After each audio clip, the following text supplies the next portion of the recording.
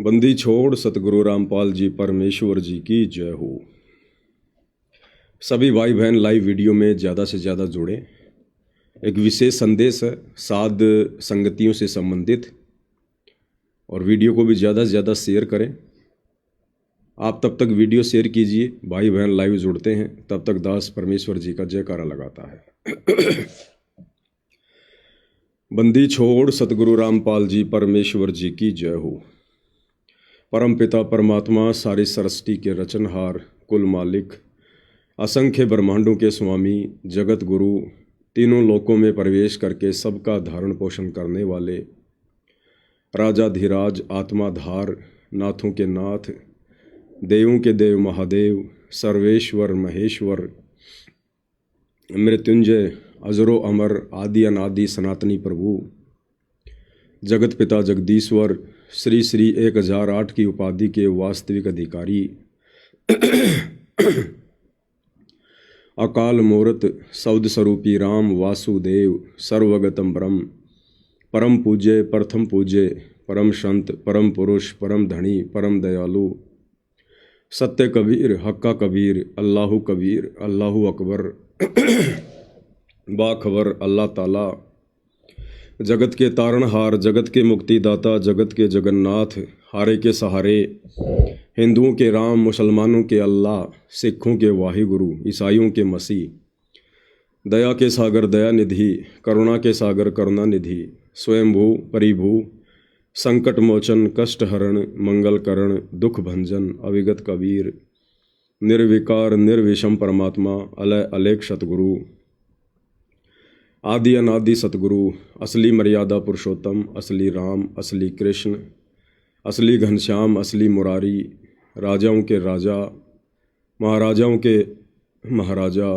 शहंशाहों के शहंशाह, सम्राटों के सम्राट, भगवानों के भगवान, अल्लाहों के अल्लाह, प्रभुओं के प्रभु, मसीहों के मसीह, सच्चे वाहिगुरु, बाबाओं के बाबा, पीरों के पीर, सेठों के सेठ, जगत सेठ, सावरसा सेठ, सर्वगुण संपन्न, अनंत कोटि कलाओं के स्वामी, अनंत कोटि ब्रह्मांडों के नायक, योगियों में महायोगी, ध्यानियों में महाध्यानी, सिद्धों में परम सिद्ध, ज्ञानियों में तत्वज्ञानी, ब्रह्म ज्ञानी, महाज्ञानी, परम ज्ञानी, सर्वश्रेष्ठ ज्ञानी, विज्ञानी, युवा कबीर, समृद्ध कबीर, असंवाद, अमित ओजा, सच्चे रहनुमा, करीम अल्लाह, सुभान अल्लाह, दुनिया के अंतिम पैगंबर, 8 सितंबर 1951 से गांव धनाना, जिला सोनीपत, हरियाणा, भारतवर्ष की पावन भूमि पे प्रकट रियल कल की भगवान श्री नारायण साकार हरि, श्री बाबा साहेब,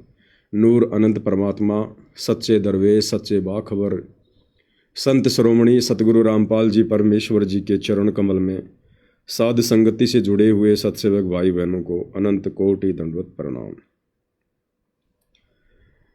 परम पिता परमेश्वर जी को अनंत कोटि दंडवत प्रणाम। परमेश्वर दास को माफ करे, भाई बहनों के लिए शब्द निकल गया था गलती से। भाई और बहनों, आज का जो ये संदेशा है, जो मैसेज है, वो साध संगति से जुड़े हुए भाई बहनों के लिए बहुत ही विशेष है, बहुत ही महत्वपूर्ण है। दास ज़्यादा लंबा संदेशा नहीं दे पाएगा, थोड़ी तबीयत खराब है क्योंकि मौसम चेंज हो रहा है और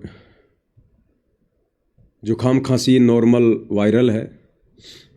तो कल दास की हरियाणा में तारीख थी, बहादुरगढ़ में, जो इन्होंने एक धार्मिक भावना भड़काने का शतलोक आश्रम वालों ने झूठा मुकदमा लगवाया था। कल दास की तारीख थी, तो कल दास अपनी तारीख पे गया हुआ था, तारीख करके आया था।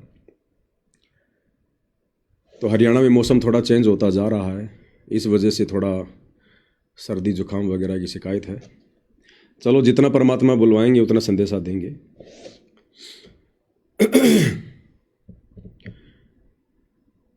सभी भगत भाई बहनों को पता है कि हम वर्तमान में किस दौर से गुजर रहे हैं। ये सामान्य समय नहीं है, हम युग परिवर्तन के महाविनाशकारी दौर से गुजर रहे हैं। 2028 युग परिवर्तन का समय निर्धारित है, निश्चित है। 2025 समाप्ति की ओर है, 2026 और 2027 और 2028। हमारे पास मुश्किल से 3 वर्ष हैं, मुश्किल से 3 वर्ष। हालांकि ये समय बहुत ज़्यादा नहीं है, बहुत ही कम है। मुट्ठी भर समय भी हम विश्व के प्राणियों के पास नहीं है। मुट्ठी भर यानी एक मुट्ठी में 5 उंगली होती हैं, और समय बचा है केवल 3 वर्ष। तो मुट्ठी भर समय भी इंसानों के पास नहीं है। 99% दुनिया बेखबर है। उन्हें पता ही नहीं कि युग परिवर्तन क्या होता है, कब होता है, कैसे होता है, और जब होता है तब क्या क्या विध्वंस होता है। तो ये संदेशा उन आत्माओं के लिए है जिनको इन बातों का ज्ञान है, और ज्ञान के साथ साथ जो आत्माएं पूर्ण ब्रह्म परमेश्वर सारी सृष्टि के रचनहार सतगुरु रामपाल जी परमेश्वर जी की शरण में है। वो आत्माएं चाहे अज्ञान को आधार बनाकर शतलोक आश्रमों से जुड़कर टूटी फूटी भक्ति कर रही हों, चाहे ज्ञान को आधार बनाकर गुरु को परमेश्वर मानकर घर को आश्रम बनाकर साध संगति से जुड़कर पूर्णतया मर्यादा में रहकर भक्ति पर लगे हों। इन दोनों ही कैटेगरी के भक्तों के लिए आज का ये संदेश बहुत विशेष है। और युग परिवर्तन के समय में भाई और बहनों, जो जो प्राकृतिक आपदाएं आएंगी या मैन मेड आपदाएं आएंगी, मैन मेड आपदा तो ये युद्ध है, महायुद्ध है, परमाणु बम है, मिसाइल है, साइबर अटैक है, वायुयान अटैक है, या ये जलवायु परिवर्तन है। और प्राकृतिक आपदाओं में अतिवृष्टि, अनावृष्टि, ओलावृष्टि, कहीं भयंकर सूखा पड़ेगा, कहीं बाढ़ आएगी, कहीं तरह तरह की महामारियां फैलेंगी। तो अब वो समय बहुत नज़दीक है। अब इस विषय पर ज़्यादा सोचने और मंथन करने का वक्त नहीं है। अब हमारे पास केवल इतना ही समय बचा है कि हम वो क्रियाएं तुरंत शुरू कर दें, अपने जीवन में लागू कर दें, जिन क्रियाओं के करने से, जिस भक्ति के करने से, जो जो सावधानियां बरतने से हमारा और हमारे परिवार का उस युग परिवर्तन के दौरान विनाश होने से बचाव हो सके। अब केवल आगे बढ़ने का समय है, सोचने का समय निकल चुका है। तो साध संगति से जुड़े हुए जितने भी भाई बहन हैं, उनके लिए कुछ महत्वपूर्ण जानकारियां हैं, और ये जानकारियां दास आप सभी तक केवल गुरुदेव भगवान की प्रेरणा के आधार से भेजता है। मुझे ना गुरुदेव आमने सामने दर्शन देते हैं, ना उनका आमने सामने कोई साक्षात्कार होता है, ना कानूनी तौर पर मैं हिसार जेल में जाकर उनसे मिलने का अधिकारी हूँ। जो भी संदेश आप भाई बहनों को दिए जाते हैं, ज़्यादातर संदेश से उनकी ओर से जो प्रेरणा होती है, क्योंकि परमेश्वर प्रेरणा के आधार से अपने भगत को चलाते हैं। शब्द निवास आकाशवाणी यो सतगुरु का रूप है। आकाशवाणी यानी मन के अंदर भक्ति की प्रेरणा। और बाकी तो गुरुदेव ने हमें सत्संग दे दिए, भक्ति दे दी, समझाने में तो कोई कमी कोई कसर छोड़ी नहीं है। फिर भी कुछ बातें जो हम नादान नहीं समझ पाते हैं, उसके लिए परमात्मा साथ संगतियां रखवाते हैं। तो आगामी समय में, यानी इस अक्टूबर 2025 में जो दीपावली आ रही है, और दीपावली पर भारतवर्ष में या विदेशों में जहाँ जहाँ भी सत्सेवक भाई बहन हैं, सभी भाई बहन अपने अपने स्तर पर साध संगतियों का जगह जगह आयोजन कर रहे हैं। बहुत अच्छी बात है। परमात्मा की जितनी महिमा हो, जितना इस जीविया से गुणगान हो, उतना कम है। तो देश विदेश में जगह जगह साध संगतियां हो रही है। साध संगतियों में आपने क्या क्या सावधानियां बरतनी है, कौन कौन आत्माएं साध संगतियों में जाने के अधिकारी हैं, कौन कौन अभी अधिकारी नहीं है, तो परमेश्वर जी ने कुछ प्रेरणा की है, दास आपके सामने एक एक करके रख देना चाहता है। सबसे पहली बात, साध संगति अपने घर पर केवल वही भगत आत्मा रखवा सकती है जो भगत आत्मा पूर्णतया रजोगुण से दूर है, विषय वासना वाले विकार से दूर है, पति पत्नी संबंधों से दूर है, और जिन्होंने अपना टारगेट केवल मोक्ष प्राप्ति को बना लिया है। उन्हीं आत्माओं के घर पर सात संगतियां आयोजित हो सकती हैं। ये सात संगति के नियमों के हिसाब से आपको बताया जा रहा है। बाकी तो चाहे कोई भी सात संगति रखो, हम ना तो देखने वाले हैं, और देख लिया तो ना हम जबरदस्ती उनको बंद करवाने वाले हैं। हम केवल गुरुदेव भगवान के संदेशवाहक हैं, और संदेशवाहक का मतलब होता है अपनी बात को रख देना, जो बात परमात्मा रखवाना चाहते हैं। आगे कोई माने ना माने ये उन भाई बहनों के ऊपर है। तो साध संगतियां चाहे छोटी हों चाहे बड़ी हों, केवल उन्हीं आत्माओं के घर पर आयोजित की जाएंगी जो आत्माएं पूर्णतया रजोगुण के प्रभाव से दूर है। केवल उन्हीं के घर पर। कुछ भाई बहन ऐसे हैं जो रजोगुण से दूर हैं, पति पत्नी वाले संबंधों से दूर हैं, लेकिन उनके बच्चे अभी रजोगुण से दूर नहीं हैं। और वो भाई बहन यदि अपने घर पर सात संगति रखवाना चाहते हैं तो भाई और बहनों, आप लोगों ने फिर अलग से जगह लेनी पड़ेगी।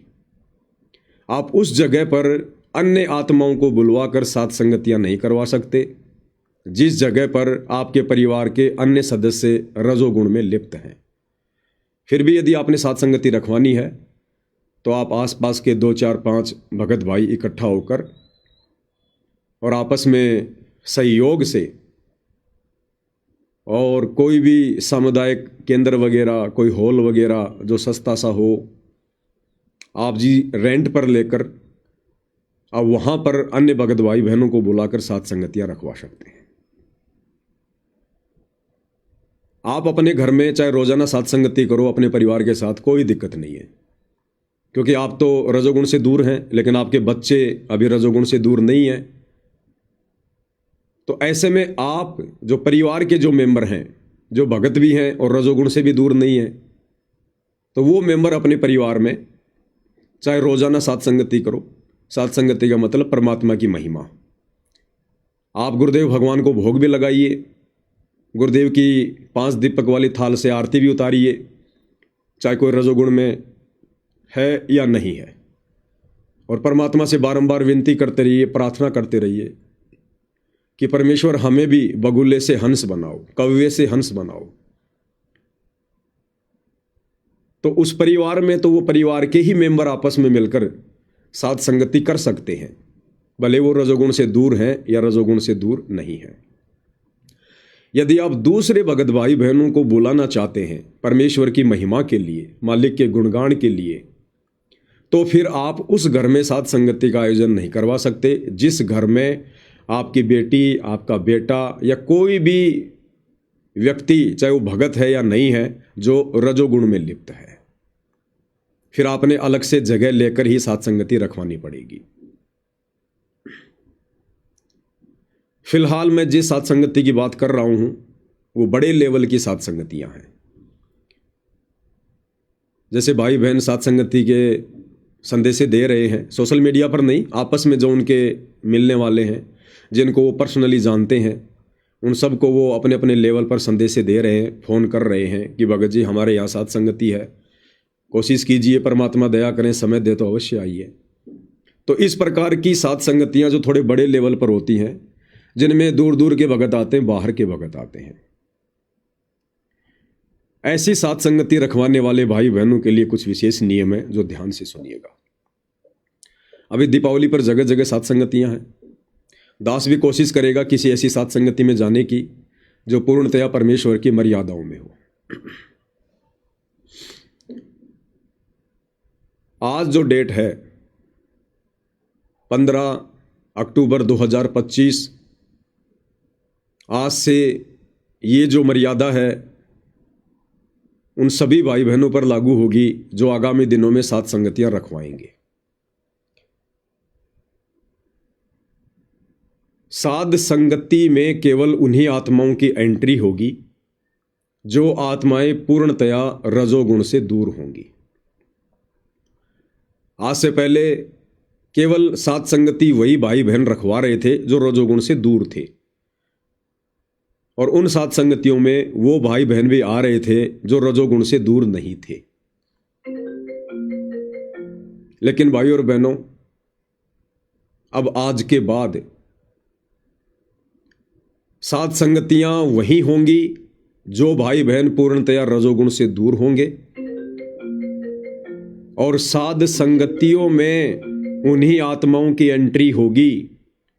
वही भाई बहन साध संगतियों में आएंगे जो भाई बहन पूर्णतया रजोगुण से दूर होंगे, जिनके आपस में भाई बहन के संबंध बन चुके हैं पति और पत्नी के बीच में, इस ज्ञान को आधार बनाकर। उन आत्माओं की बिल्कुल भी एंट्री नहीं होगी जो आत्माएं अभी रजोगुण में हैं। वो भले 1 महीने में वो क्रिया करते हों, चाहे 2 महीने में करते हों, ऐसी आत्माओं की बिल्कुल भी एंट्री नहीं होगी। यदि आपने पूर्णतया, दोनों ने स्वेच्छा से, या फिर किसी बहन ने या किसी भाई ने यदि स्वेच्छा से ये संकल्प ले लिया है कि मैं अब आगे अपनी आत्मा के कल्याण को ध्यान में रखते हुए पूर्णतया इस रजोगुण जैसे विकार से मुक्ति पाना चाहती हूँ या पाना चाहता हूँ, और अपने गुरुदेव को संकल्प करे कि गुरुदेव आज के बाद ये दास या दासी इस विकार में बिल्कुल भी नहीं पड़ेगी, आप अपना आशीर्वाद दीजिएगा। और जिनको तकरीबन 2 से 3 महीने हो चुके हों, कम से कम जिनको 2 से 3 महीने संकल्प लिए हुए और रजोगुण से दूर होकर भक्ति करते हुए हो चुका है, केवल वही आत्माएं साध संगति में आ सकेंगी। जिनके बच्चे अभी रमैनी से दूर हैं, जिनके बच्चों की शादी नहीं हुई है, चाहे लड़का हो चाहे लड़की है, वो भी अपने माता पिता के साथ साथ संगति में आ सकते हैं, क्योंकि अभी उनकी रमैनी नहीं है, आधिकारिक तौर पर अभी वो रजोगुण से दूर हैं। तो वो भाई बहन अपने माता पिता के साथ साथ संगति में कहीं भी आ सकते हैं, जा सकते हैं, जिनकी अभी रमैनी नहीं हुई है। तो जो भाई बहन साथ संगतियां रखवाएंगे आज 15 अक्टूबर 2025 के बाद, अगर परमेश्वर की रजा का पात्र बना रहना चाहते हो, तीनों गुणों के प्रभाव से बचे रहना चाहते हो, सतगुरु का आशीर्वाद अपने शीश पर बनाए रखना चाहते हो, तो साध संगति रखवाने वाले भगत भाई बहनों ने इन नियमों का सख्ताई से पालन करना पड़ेगा। बिल्कुल भी हेरा फेरी नहीं करनी है। चाहे कोई भगत आपका कितना ही घनिष्ठ हो, कितना ही नजदीकी हो, दिन में 10 बार आपसे आके मिलता हो, अगर वो रजोगुण में है, अभी उसने संकल्प नहीं लिया है, तो उस भाई की या उस बहन की साथ संगति में बिल्कुल भी एंट्री नहीं होगी, बिल्कुल भी एंट्री नहीं होगी। भाई और बहनों, समय बहुत कम बचा है और विकारी आत्माएं सतलोक नहीं जा सकती, और इन विकारों से दूर हटने की भरकस कोशिश हमने एक ना एक दिन दृढ़ होकर करनी पड़ेगी। अगर हम हल्के में लेते रहेंगे, यूं ही चलते रहेंगे, तो हम इस भक्ति मार्ग पर सफल नहीं हो पाएंगे। गुरुदेव हमें उदाहरण देकर समझाते हैं कि बच्चों, 5 किलो देसी घी का किसी ने हलवा बनाया हो, और यदि उसमें कोई 1 मुट्ठी बाड़ू रेत की डाल दे या 1 टपका उसमें कोई जहर का डाल दे, कौन खाएगा उस हलवे को? कोई भी नहीं खाएगा, जीभ पर भी नहीं रखा जाएगा। इसी प्रकार हम ये शास्त्र अनुकूल शत भक्ति कर रहे हैं जो पूज्य गुरुदेव भगवान ने हमें दी है, और ये भक्ति उन्हीं आत्माओं की सफल होगी जो आत्माएं परमेश्वर की उस वाणी के अनुसार चलती हैं कि कामी क्रोधी लालची इनसे भक्ति ना होए। जो आत्माएं अभी विषय वासनाओं में हैं, काम वासना में हैं, पति पत्नी के संबंधों में हैं, जो बात बात पर जो क्रोधित हो जाते हैं, गुस्सा जिनके नाक पर होता है, लड़ाई झगड़ा कर लेते हैं, मार पिटाई कर लेते हैं, मुकदमेबाजी कर लेते हैं, और लालची जिन्होंने अभी स्वार्थ नहीं छोड़े, जिनके मन में दगा है, किसी को दगा देने की जिनके अंदर वृत्ति है, जिनके अंदर दोष है, अभी जो लालच में है, स्वार्थ में है, तो ये 3 कैटेगरी के व्यक्ति अभी भगत कहलाने के योग्य नहीं है। ये भक्ति कर ही नहीं सकते। ये परमेश्वर की अमरवाणी है कि कामी क्रोधी लालची इनसे भक्ति ना होए, और भक्ति करे कोई सूरमा। सूरमा यानी कोई बिरला आत्मा, सूरमा दृढ़ भगत। सूरमा वो नहीं होता जो किसी को पकड़ के मार दे, पीट दे, किसी की प्रॉपर्टी पे जबरन कब्जा कर ले, वो सूरमा नहीं होते। अध्यात्म के अनुसार वो कायर हैं, दुनिया के सबसे बड़े कायर। भक्ति मार्ग में सूरमा वो होता है जो गुरु वचन पर चलते हुए मर्यादाओं के लिए, भक्ति को सफलता की ओर आगे ले जाने के लिए जो संघर्ष करे, प्यार और प्रेम से, उसको कहते हैं भक्ति मार्ग में सूरमा। इसलिए परमात्मा कहते हैं कबीर का मार्ग कठिन है और नहीं कायर का काम, इस पर चले कोई सूरमा या आठों पहर संग्राम। जलाऊं भी तपाऊं भी और चिमटे से खाल उतारूं, फिर भी जो ले नाम हमारा, तो परमात्मा कहते हैं फिर उसको पार उतारूं। तो भाई और बहनों, मुट्ठी भर भी समय नहीं है सतलोक की टिकट कन्फर्म करवाने के लिए। दास आपको बार बार सतगुरु प्रेरणा से संदेशा देता आ रहा है कि गुरुदेव भगवान के हिसार जेल से बाहर आने के बाद आप जी भगत नहीं बन पाएंगे। आप भक्ति अवश्य करेंगे, दान धर्म अवश्य करेंगे, सत्संगों में अवश्य जाएंगे, भगत अवश्य कहलाएंगे, लेकिन आप सतलोक की टिकट से वंचित रह जाएंगे। ये गुरुदेव भगवान जितना भी समय हिसार जेल में बिता रहे हैं, लगभग 11 साल तो बिता दी है, और जितना समय और बिताएंगे, जितना भी उनकी मर्जी, उनकी मौज, 1 साल 2 साल 4 साल 5 साल 6 महीने, वो समय हमारे लिए गोल्डन चांस है। हम भगत बन सकते हैं दृढ़ होकर, मर्यादाओं पर पूर्णतया चलकर। एक बार गुरुदेव भगवान हिसार जेल से बाहर आए, उसके बाद में आप केवल भक्ति करोगे, बड़ी बड़ी बातें करोगे, लेकिन आप वो भगत नहीं बन सकते जिस प्रकार का भगत बनाने के लिए परमात्मा धरती पर आता है।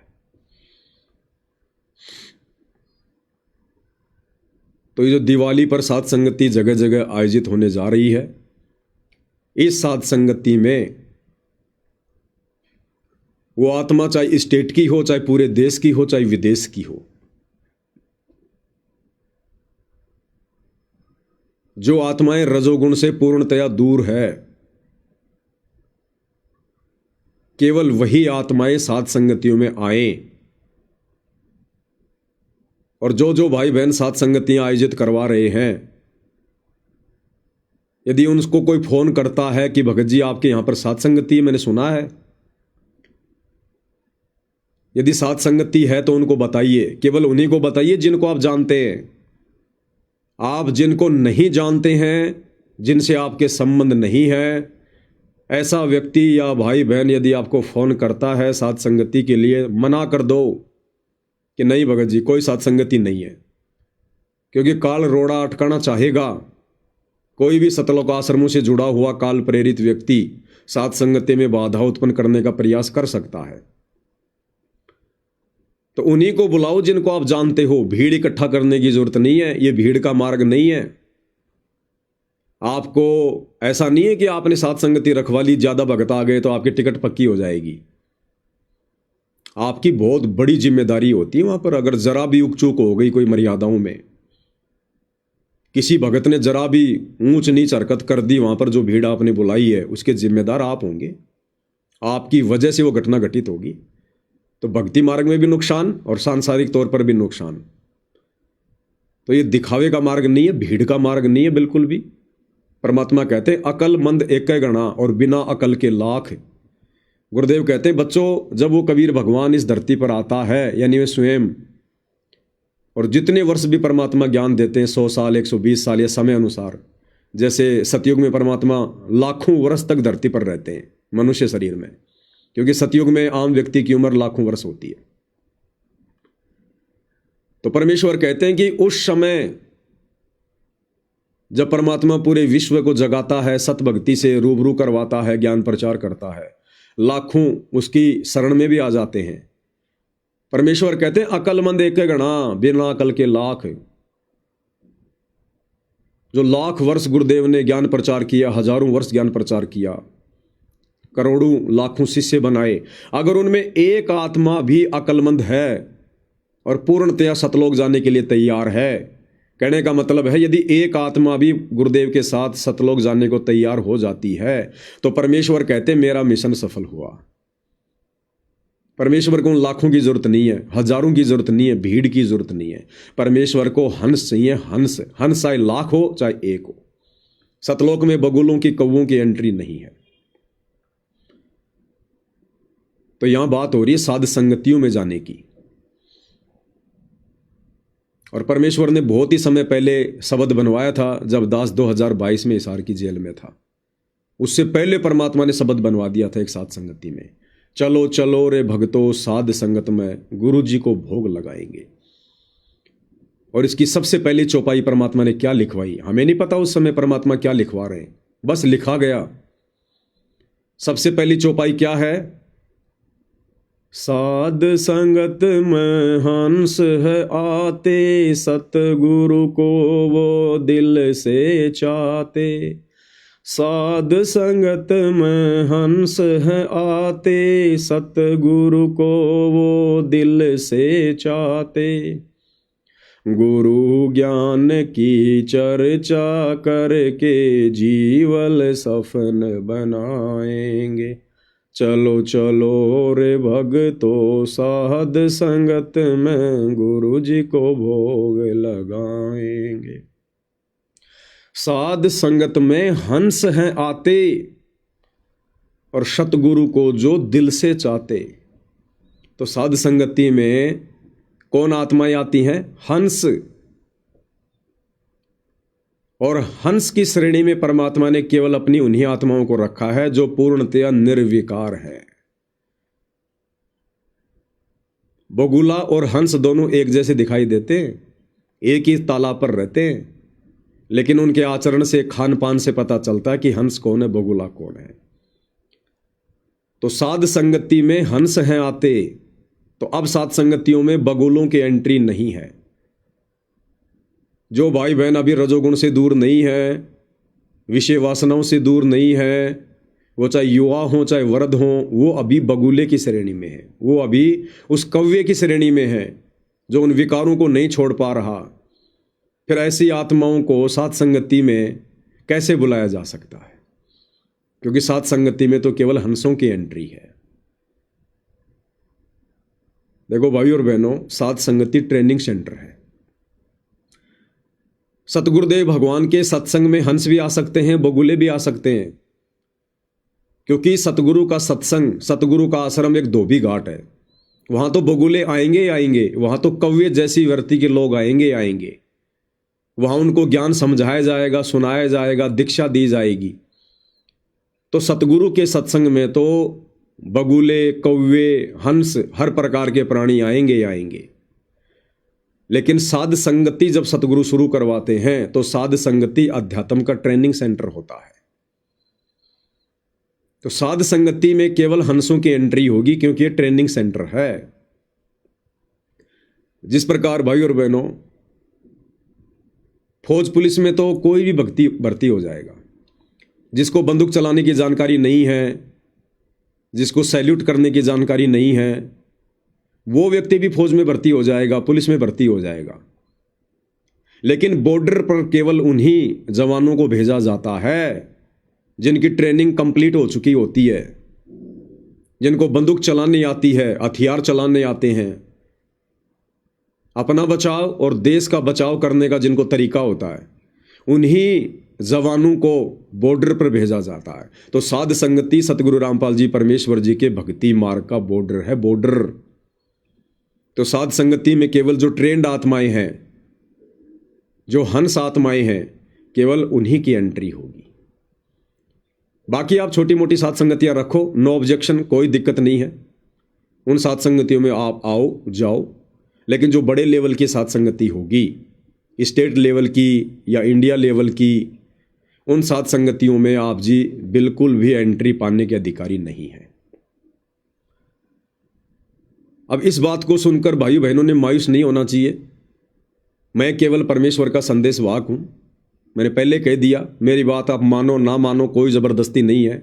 आपका कोई पीला पर्चा नहीं निकाला जाएगा, आपको साथ संगतियों से धक्के मार के बाहर नहीं निकाला जाएगा, आपको डराया नहीं जाएगा, गुरुद्रोही नहीं कहा जाएगा, जब तक आपके अंदर वो लक्षण नहीं होंगे। दास केवल एक संदेश वाहक है, संदेशा देना मेरा काम है। तो मुझ दास से इस प्रकार की बातें सुनकर नाराज होने की आवश्यकता नहीं है, मेरे से द्वेष करने की जरूरत नहीं है। आप कोशिश करो और ज्यादा गुरुदेव भगवान से प्रार्थना करो, विनती करो, इस ज्ञान को आधार बनाओ कि अरे सच में हमारा तो काम ही बिगड़ जाएगा। बात बिल्कुल हकीकत है, समय बचा नहीं है, युग परिवर्तन का दौर शुरू है, न जाने कब गुरुदेव जेल से बाहर आ जाएं। अगर उससे पहले पहले भगत नहीं बने, इन विकारों को नहीं त्यागा, तो क्या खाक सतलोक जाएंगे? फिर क्यों भक्ति कर रहे हैं, ड्रामेबाजी कर रहे हैं? फिर हम अपने गुरु को समर्पित कहां हैं? अरे जो इंसान अपनी पत्नी के प्रति समर्पित है, यानी विषय वासनाओं को लेकर, वो गुरु के प्रति कभी समर्पित नहीं हो सकता। जो पुरुष अपनी पत्नी के प्रति समर्पित है, वो सतगुरु के प्रति कैसे समर्पित माना जाएगा? जिस घट में विषय वासना बैठी हुई है, रजोगुण का वास है, उस घट में सतगुरु कैसे विराजमान हो सकते हैं? कुत्ता भी अगर कहीं बैठता है तो पहले अपनी पूंछ से जगह को साफ करके बैठता है। तो क्या ये सतगुरु हमारे इस गंदे हृदय में, घर में, घट में ऐसे विराजमान हो जाएंगे? नहीं होंगे। एक रिश्तेदार को भी अपने घर में उस समय जगह दी जाती है, उसके आने के बाद बेडशीट वगैरह बिछा के, साफ सफाई करके, पंखा वंखा लगा के, उसके बाद उसको बैठाया जाता है। तो हमारा घर, हमारा घट, हमारा महल, ये शरीर है। अब इस घट में सतगुरु कब विराजमान होंगे, कैसे विराजमान होंगे, ये अब भाई और बहनों कॉमन सेंस की बात है। तो साथ संगति में केवल हंसों की एंट्री होगी। बाकी भाई बहन प्रयास करो, कोशिश करो। समय तो हालांकि थोड़ा है, लेकिन परमात्मा कहते हैं ज्ञानकार घाम का चमका सा होता है। जिसको आत्म कल्याण की कशक है, तड़प है, चिंता है, वो नहीं देखेगा फिर ये। और ये सब कुछ है ज्ञान समझ में आने के बाद। अगर ज्ञान समझ में आ गया, फिर उम्र बाधा नहीं है कि मैं तो अभी जवान हूं, मेरे अंदर तो रजोगुण है,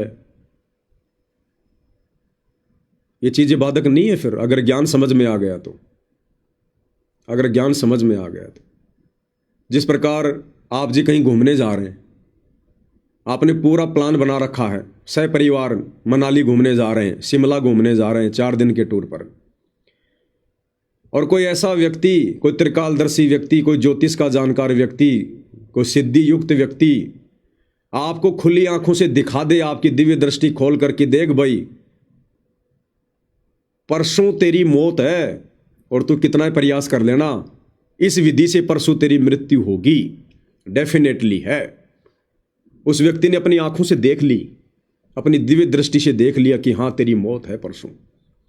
अब वो व्यक्ति जो जवान है, जिसके मन में जोश था, उमंग थी, घूमने की, फिरने की, पूरा प्रोग्राम सेट कर रखा था, अब वो व्यक्ति मुझे शिमला घूमने के लिए जाकर दिखा दो, वो व्यक्ति पिकनिक पर जाकर दिखा दो। जिस व्यक्ति को यह पता चल जाए कि परसों तेरी मौत है, वो 100 यत्न करेगा,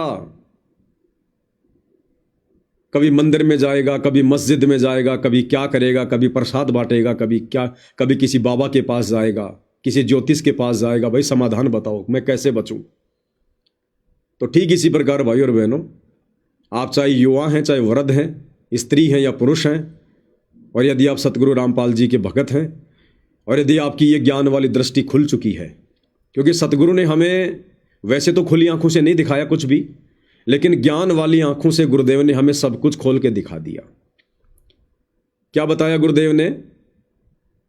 गुरुदेव कहते भग भोग्या भग उपजय, और भग से बचा न कोई, और जो कोई भग से बचे भगत कहावे सोई। भगत यानी योनि, स्त्री इंद्री या पुरुष इंद्री, इसको भग कहते हैं। तो कहते हैं भग भोग्या भग उपजय। अगर भग के चक्कर में लगा रहेगा तो बार बार भग से ही जन्म लेगा तू, तेरा जन्म और मृत्यु होंगी बार बार। और भग से बचे न कोई, और जो कोई भग से बचे यानी विषय वासनाओं से कोई बचे तो भगत कहावे सोई, यानी वो व्यक्ति तो असल में भगत कहलाएगा। भक्ति तो फिर आगे की बात है। असल में वो व्यक्ति भगत की श्रेणी में माना जाएगा जो व्यक्ति भग क्रिया से दूर है। तो भाई जो भाई बहन साध संगति से भी जुड़े हैं और अभी तक जो भग क्रिया से दूर नहीं है, तो गुरुदेव के अनुसार तो, विधान के अनुसार तो वो भगत की श्रेणी में भी नहीं है। और भाई साध संगति में तो केवल भगत आ सकते हैं। फिर ऐसे लोगों की साध संगति में एंट्री नहीं है जो भगत ही नहीं है। नाम के भगत नहीं चाहिए भाई। ये नाम के भगत तो हर प्रकार से विकार करने वाले इन आश्रमों में देखो, मेले की तरह जाते, भीड़ लगी रहती है। वह बगुले, हंस, कौवे, गधे, घोड़े सब मिक्स है। तो ये साध संगति है भाई और बहनों, इसमें केवल अब भक्तों की एंट्री होगी, केवल भक्तों की।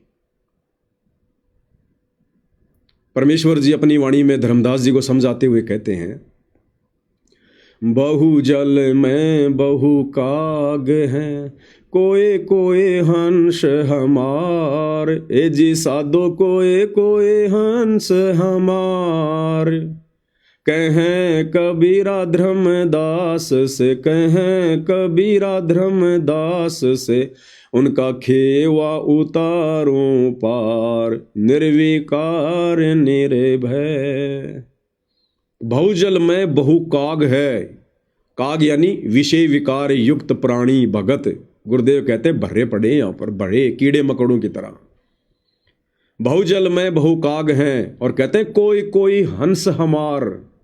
कहते मेरा भगत तो यहां कोई कोई है, गिना चुना, जबकि नाम तो गुरु लाखों को देता है, करोड़ों को देता है। 650 साल पहले 64 लाख को नाम दिया। सब के सब हम बगुले, कौवे, एक भी हंस नहीं निकला, एक भी। तो कहते बहुजल में बहु काग है, कोई कोई हंस हमार, ए जी साधो कोई कोई हंस हमार। और कहे कबीरा धर्मदास से, उनका बेड़ा उतारूं पार। केवल उन्हीं की नैया को 21 ब्रह्मांड से पार लगाएगा परमात्मा सतगुरु, उन्हीं को सतलोक लेकर जाएगा। बाकी आप भक्ति करते रहो, दान धर्म करते रहो, आते रहो, जाते रहो, आशीर्वाद लेते रहो, मोक्ष वाला झंझट समाप्त नहीं होगा। दूसरी बात, साध संगति में जो आर्थिक सेवा होती है, जो भाई बहन आर्थिक सेवा करते हैं, सहयोग करते हैं, क्योंकि और तो हम किसी का कोई पैसा स्वीकार करते ही नहीं। सतलोक आश्रमों से जुड़े भाई बहनों का हम चवन्नी भी नहीं लेते, ना उनको अधिकार है साध संगति में किसी को सहयोग करने का, सेवा देने का। साध संगति में जब भी कोई सेवा होती है, वही भाई बहन सहयोग करते हैं आर्थिक रूप से, जो भाई बहन साध संगति से ही जुड़े होते हैं। अब आज 15 अक्टूबर 2025 के बाद से क्या होगा? साध संगति में जब भी सेवा चलेगी, सहयोग राशि की, आर्थिक सेवा की, तो केवल वही भगत भाई बहन मुझ पवन दास के पास में अपनी सेवा भेजने के अधिकारी हैं, चाहे गूगल पे से, चाहे फोन पे से, चाहे साध संगति में आकर। वही भाई बहन आर्थिक रूप से सहयोग कर सकते हैं जो भाई बहन पूर्णतया रजोगुण से दूर हैं। क्योंकि जिन लोगों की साध संगति में एंट्री नहीं, उन लोगों की सेवा भी नहीं ली जाएगी। अब आज के बाद उन भाई बहनों का 1 रुपया भी स्वीकार नहीं किया जाएगा। अब भाई और बहनों, दास ने बैठकर चिंतन किया, विचार किया इस बात पर, तो साध संगति में देश विदेश में बड़ी मुश्किल से ऐसे 100 भगत हैं, केवल 100 भगत जो रजोगुण से दूर हैं, जो विषय वासनाओं से दूर हैं, और उनको भी अपने परिवार में कितना संघर्ष करना पड़ता है। किसी का पति नहीं मानता तो किसी की पत्नी नहीं मानती, लेकिन फिर भी उन्होंने दृढ़ प्रण कर लिया, चाहे पत्नी की मार चाहे पति खाए, चाहे अपने पति की मार वो पत्नी खाए, चाहे भक्ति के लिए कुछ भी करना पड़े, मर्यादा तोड़ेंगे नहीं और विषय विकारी बनेंगे नहीं। तो उन 100 में से भी ज्यादातर भाई बहनों का परिवार में संघर्ष है। उनको घर की ज्योति जलाने के लिए घर वाले घी भी लाकर नहीं देते। तो सोचिए वो 100 भाई बहन अब क्या सेवा करेंगे। तो परमात्मा ने जब दास को प्रेरणा की ये संदेशा देने के लिए, तो संदेशा तो देना ही पड़ेगा। तो दास के मन में जरा विचार भी आया कि भाई पवनदास जब पहले सेवा चलती थी तो बड़े हजारों की संख्या में भाई बहन जो साध संगति से जुड़े हैं वो सभी सेवा दिया करते थे, और ज्यादातर उन हजारों भाई बहनों की सेवा तेरे पास में आती थी, उसी से आगे फिर सारे कार्य होते थे। तो मन मुझे डराने लगा कि पवनदास अब क्या करेगा तू? अगर तूने ये संदेशा डाल दिया, ये गुरुजी का यदि तूने आदेश जो तेरे को प्रेरणा हुई है, अगर तूने संगत में लाइव आकर बोल दिया कि जो जो भाई बहन रजोगुण से दूर नहीं है उनकी अब सेवा स्वीकार नहीं होगी, 1 रुपया भी स्वीकार नहीं होगा, और यदि जबरदस्ती किसी ने डाल दिया तो उसकी सेवा परमात्मा की नज़रों में स्वीकार्य नहीं होगी, उसको उस सेवा का लाभ नहीं मिलेगा, फल नहीं मिलेगा अगर वो कोई जबरदस्ती भी डाल देगा तो मन मुझे डराने लगा कि पवनदास तू आगे क्या करेगा? अरे तेरा तो मकान किराया, लाइव आने का सारा सिस्टम, गाड़ी घोड़ों का खर्चा, गाड़ी की किस्त, तेरा तो एडी से लेकर चोटी तक हर प्रकार का जो खर्चा है, जब तक तू गुरुदेव की सेवा में है तब तक संगत के भाई बहनों के सहयोग से ही हो रहा है, और अब तू खुद ही मना कर रहा है। तू पागल तो नहीं है? क्यों मना कर रहा है उनको? कैसे तेरा खर्चा चलेगा? फिर कैसे तू ये सेवा कर पाएगा? 100 व्यक्ति तुझे क्या सेवा देंगे? उनके तो खुद के काम नहीं चल रहे। तो मन मुझे डराने लगा। अब भाई और बहनों, परमात्मा संध्या आरती में हमें कहते हैं, या तन में मन मूर्ति देखो, कि पुण्यात्माओं इसी शरीर में मन भी है और इसी शरीर में परमात्मा भी है। कौन सी प्रेरणा मन की यानी काल की है और कौन सी प्रेरणा परमात्मा की है? तो मन तो हमेशा डराएगा, अच्छे कार्यों में बाधा उत्पन्न कराएगा, और जो आत्मा, जिस आत्मा पर भक्ति का प्रभाव ज्यादा होता है, फिर मन की बकवाद का उस पर कोई असर नहीं होता। तो दास ने बड़े भैया को समझाया मन को कि भैया देख, बाधा उत्पन्न ना कर, क्यों फालतू में परमात्मा का दोषी बन रहा है? अभी भी तुझे लगता है कि ये पवनदास सतगुरु के चरणों में आने के बाद तेरी बातों में आएगा? भैया अब नहीं। अगर सतगुरु ने सेवा करवानी होगी तो 100 भाई बहन तो बहुत ज्यादा है, परमात्मा तो 2 से करवा देगा, 2 से।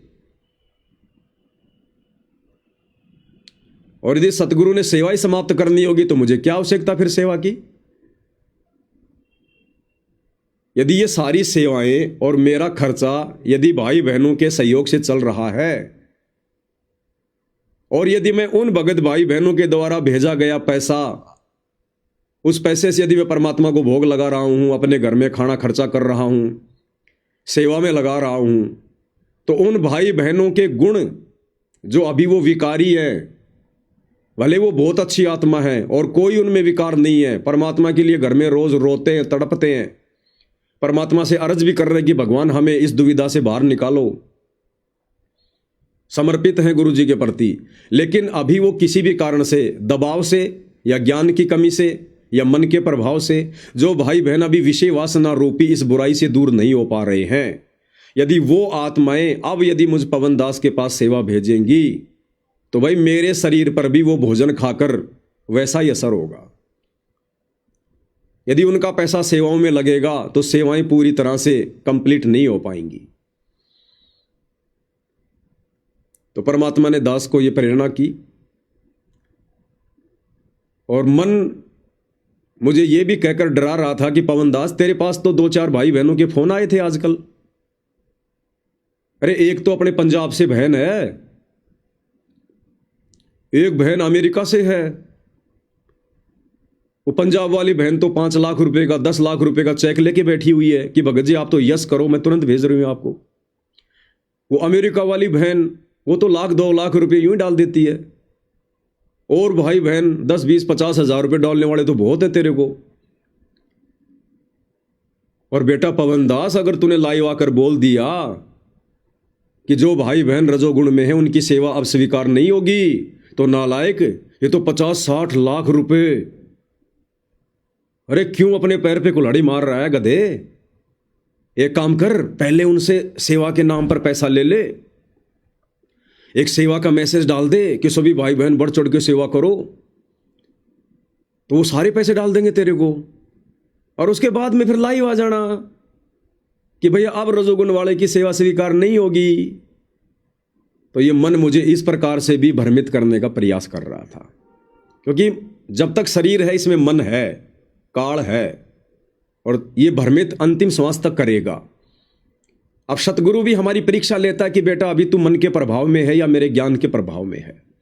तो मन ने मुझे बहुत विचलित किया, हालांकि इतना नहीं, हल्का सा उसका संकेत आया था मन का, लेकिन अब परमेश्वर की खुराक ज़्यादा खा रहे हैं तो मन की बातें फिर ऑटोमेटिक नकार दी जाती है। लेकिन उसने प्रयास किया, तो फिर दास ने मालिक के ज्ञान आधार से यही निर्णय लिया कि नहीं, ये तो फिर धोखे में आ गया। नालायक, फिर तू क्या संदेशा देगा? तेरे संदेशे का क्या असर होगा? फिर तू तो लालची व्यक्ति की श्रेणी में आ जाएगा। ये तो धोखा हो जाएगा भाई बहनों के साथ में। कामी क्रोधी लालची, तू तो लालची वाली उस कैटेगरी में आ जाएगा। तो फिर परमात्मा ने प्रेरणा की कि बेटा तेरे खर्चे मेरे आशीर्वाद से चलते हैं। संगत में भी जिसको मैं प्रेरणा करता हूं वही तेरे को 2 रुपये डालता है, नहीं तो यहां कोई किसी को चवन्नी भी नहीं देता। चवन्नी भी अगर देता है तो तू अपने रिश्तेदारों से 10,000 रुपये उधार लेके दिखा दे। अगर तेरे को कोई 10,000 रुपये भी दे दे तो कोई नहीं देने वाला। तो परमेश्वर ने फिर दास पर रजा की। दास को परमात्मा ने मन जीती बनाया। कहे कबीर और सब दुखिया, एक संत सुखी मन जीती हो। जिसने मन को जीत लिया वही सुखी होगा, और उसी का फिर सतगुरु साथ देगा। तो हमने तो मन को गिराना है भाई और बहनों, इस मन को नीचे तो गिराना हमने। ये मन हमारे अंदर नए नए विचार, नए नए आइडिया, जो बड़ी बड़ी उन कंपनियों के सलाहकारों के पास भी नहीं होते, ऐसे ऐसे आइडिया ये मन हमें भक्ति से नीचे गिराने के लिए देगा। लेकिन कौन सा आइडिया हमारे भले में है और कौन सा आइडिया हमें सतगुरु से दूर करेगा, ये फिर हम भगत भाई बहनों ने ज्ञान आधार से सोचना पड़ेगा। तो भाई और बहनों, जो भाई बहन इस प्रकार के लांछन लगाते रहते हैं नादानी में कि ये तो माया का भूखा है, माया का भूखा है, अगर माया का भूखा होता तो ये संदेशा मैं इस दीपावली की सात संगति के बाद में देता, और उससे पहले आप भाई बहनों से मैं सेवा के नाम पर खूब पैसा ले लेता, खूब, और आप लोग डाल भी देते, तैयार बैठे, क्योंकि 1 साल हो गई अभी तक दास ने किसी को सेवा के लिए नहीं कहा है। तो आप भाई बहन बढ़ चढ़ के सेवा करते, खूब सेवा करते आप, लेकिन अब नहीं। हाँ, मुझ पवन दास के लिए आप जितने भी भाई बहन हैं जो बढ़ चढ़ के पहले सेवा किया करते थे और जो वर्तमान में रजोगुण में हैं, मेरे लिए आप उतने ही प्रिय हैं, उतने प्यारे हैं, उतने सम्माननीय और आदरणीय हैं।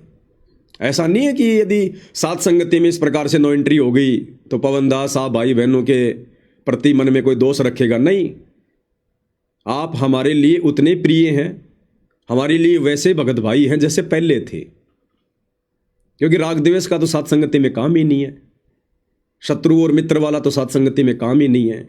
बस आप भाई बहनों से प्रार्थना है, आप भाई बहन गुरुदेव भगवान को बारंबार दंडवत करके प्रार्थना करके आप इस रजोगुण से जितना जल्दी हो सके दूर होने का प्रयास करो।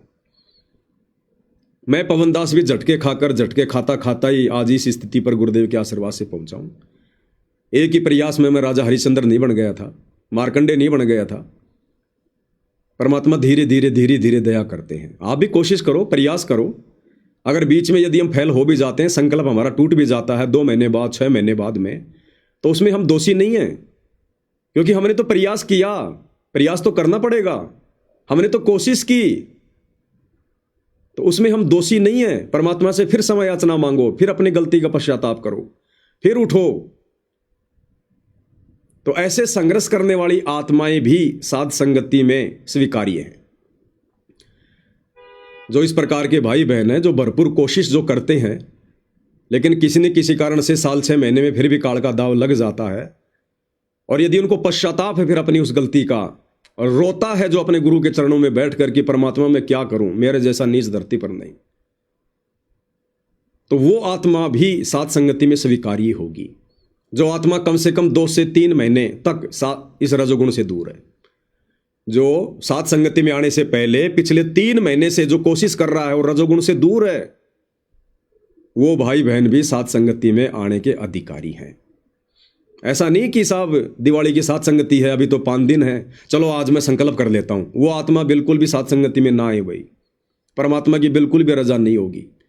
या कोई ये सोचे कि चलो साध संगति में चलने के लिए मैं संकल्प कर लेता हूं, भक्तमती कोई बात नहीं, हम 5-7 दिन साध संगति में चलें, तब तक रजोगुण से दूर हो लेते हैं, बाद में देख लेंगे। तो ऐसी निकम्मी आत्माएं जिनके मन में दोष है, पाप है, वो आत्माएं बिल्कुल भी साध संगति में ना आए। 2 ही कैटेगरी की आत्माएं आने के अधिकारी हैं। एक तो जो पिछले काफी समय से रजोगुण से दूर है, और दूसरा जो कम से कम 3 महीने से रजोगुण से दूर है, जिसने संकल्प लेकर अपने आप को रजोगुण से दूर किया है। ऐसा नहीं कि आप 3 महीने कहीं विदेश में चले गए आप कमाने, अपनी पत्नी से दूर थे आप बंबई दिल्ली में कमाने के लिए, तो वो तो आपकी मजबूरी थी रजोगुण से दूर होना। ऐसी कैटेगरी वाले नहीं, जो गुरुदेव से संकल्प लेकर ज्ञान को आधार बनाकर और कम से कम पिछले 3 महीने से रजोगुण से दूर हैं, वही भाई बहन इन साध संगतियों में आने के अधिकारी हैं। तो भाई और बहनों, ये दास परमात्मा की प्रेरणा से चलता है। ये दास अगर अपने मनमुखी विचारों से चलता इस साध संगति पर, तो मैं कदापि आप भाई बहनों को इस प्रकार का संदेशा नहीं डालता। मैं कदापि आप भाई बहनों को जो अभी रजोगुण में हैं उनको सेवा करने से मना नहीं करता, क्योंकि पैसा किसको प्यारा नहीं है। लेकिन भाई और बहनों, हमें पैसा नहीं, हमें परमात्मा प्यारा है, परमात्मा। ये साध संगतियां सतगुरु का मिशन है, और सतगुरु जो प्रेरणा करेगा वही दास कहेगा। जिस प्रकार 650 साल पहले भैंसाराम को परमात्मा ने आशीर्वाद दिया, तो भैंसाराम ने वही बोला, उतना ही बोला जितना परमात्मा ने बुलवाया। तो इसी प्रकार ये पवनदास भी या मेरे अन्य सत्सेवक भाई बहन जो इन बुराइयों से दूर हैं, आत्मा के कल्याण के लिए चिंतित हैं, हम सब परमेश्वर के संदेशवाहक हैं। मैं अकेला कोई निमित्त नहीं हूं, अकेला संदेशवाहक नहीं हूं। जिन जिन पे गुरुदेव भगवान की रजा है, जो विषय विकारों से दूर हैं, जिनका टारगेट सतलोक जाना है, वो सभी परमात्मा के निमित्त हैं, सभी परमात्मा के संदेशवाहक हैं। तो इस प्रकार के भाई बहन जो अभी रजोगुण में हैं, वो भाई बहन फिलहाल साध संगतियों में ना आए, क्योंकि इससे भाई और बहनों साध संगतियों में कहीं न कहीं कोई न कोई बाधा उत्पन्न होगी, कोई न कोई मर्यादा टूटेगी। क्योंकि फिर आप भाई बहनों को हम ना तो चवर करने देंगे गुरुदेव के ऊपर। साध संगति में अपने घर पर आप चाहे रोज करो चवर, नो प्रॉब्लम, घर पर रोज भोग लगाओ, रोज थाली से आरती करो, भले आप रजोगुण में हैं।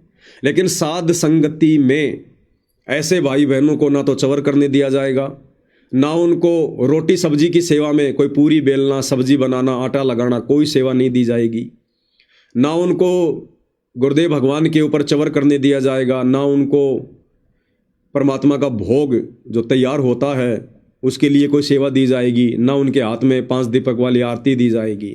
तो फिर क्या करोगे आप लोग आके? आप क्या करोगे फिर वहां आकर? जब कोई सेवा ही नहीं करोगे, क्या करोगे फिर आकर? तो ऐसे भाई बहनों की अब आज के बाद बिल्कुल भी एंट्री नहीं है, क्योंकि भाई और बहनों, ये शतलोक आश्रम के अड्डे नहीं है, ये साध संगति है। और परमेश्वर हमें सतलोक ले जाने के लिए आए हुए हैं। दिन रात उनका प्रयास और संघर्ष इसी बात को लेकर हो रहा है। 11 साल से जेल में इसीलिए बैठे हैं, 21 महीने 2006 में जेल में इसीलिए रह के आए थे, हमें हंस बनाने के लिए, सतलोक का अधिकारी बनाने के लिए। फिर हम कब कोशिश करेंगे? कब बनेंगे? कब बनेंगे अधिकारी? शुरुआत तो करनी पड़ेगी ना। आज कर दो चाहे 5 साल बाद कर दो, शुरुआत तो करनी पड़ेगी।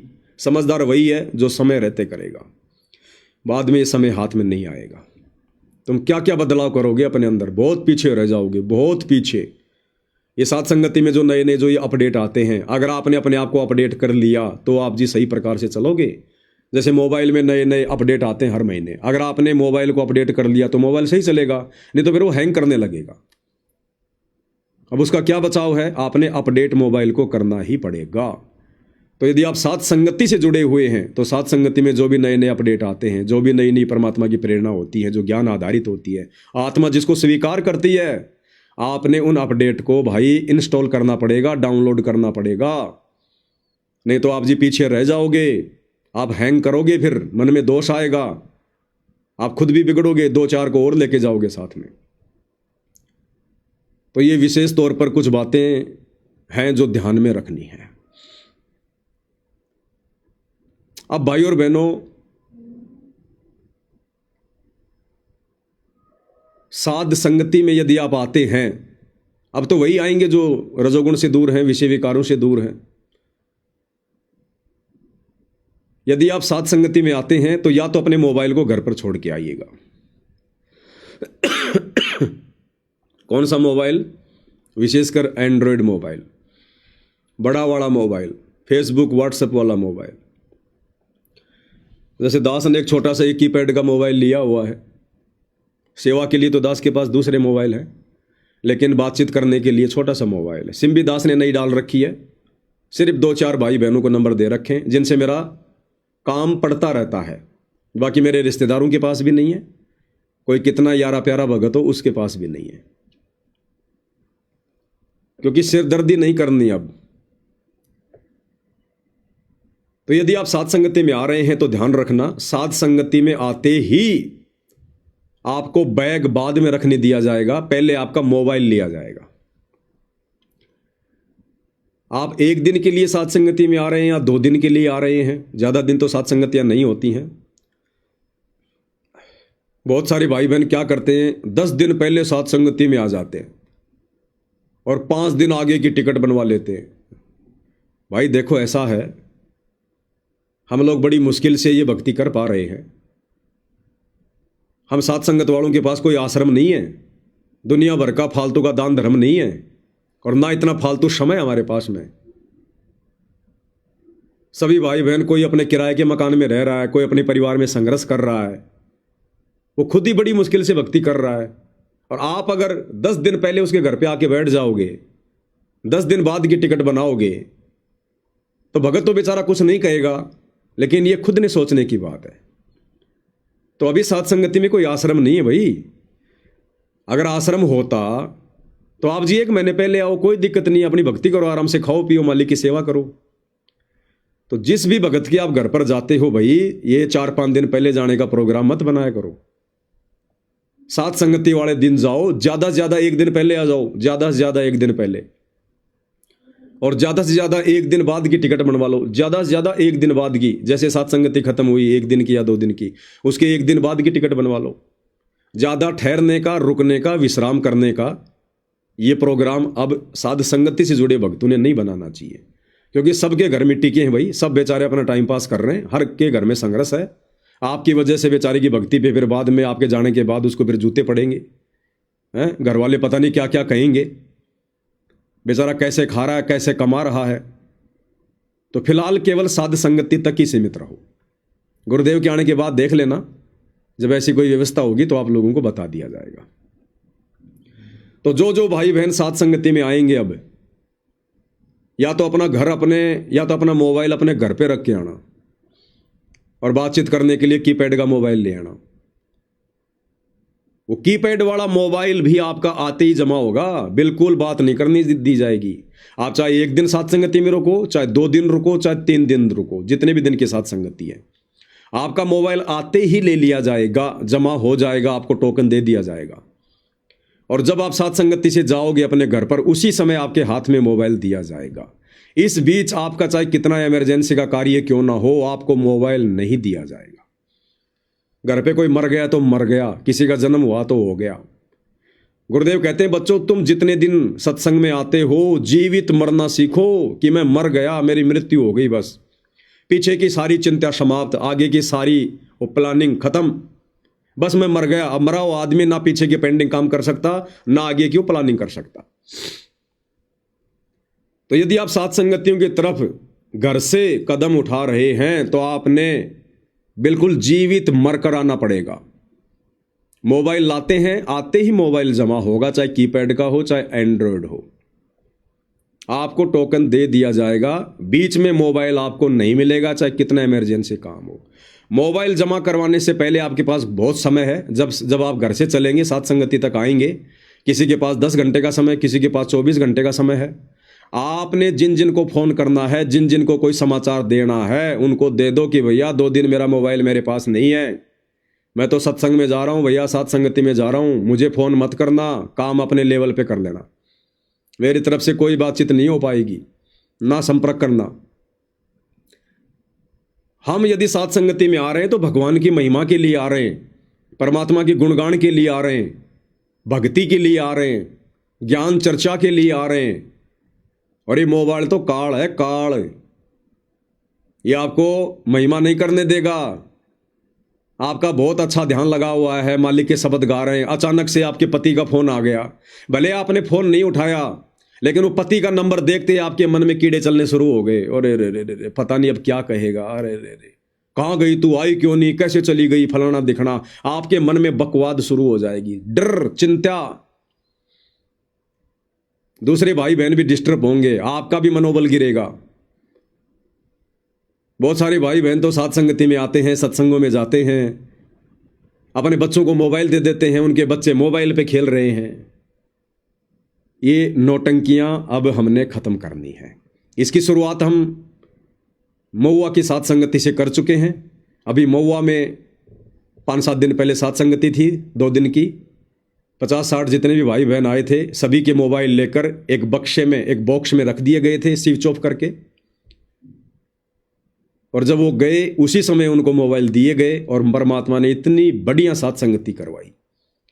अगर कोई चर्चा कर रहा था तो परमात्मा की, नहीं तो कोई अपना सुमरण कर रहा था, नहीं तो कोई थक गया तो आराम कर रहा था, और बाकी कोई तो मोबाइल लेके किधर लग रहा है, कोई किधर लग रहा है, कोई बात कर रहा है, कोई बाहर भग रहा है। अरे तुम आए किस लिए हो? फिर अपने घर पे ना बैठे रहते। ये रिहर्सल परमात्मा करवा रहा है भाई और बहनों, क्योंकि अब उस परमेश्वर के इसार जेल से बाहर आने के बाद हमने इसी प्रकार से, यदि मौका मिला उनके चरणों में जाने का, सत्संग सुनने का, तो इसी विधि से सत्संग सुनने पड़ेंगे।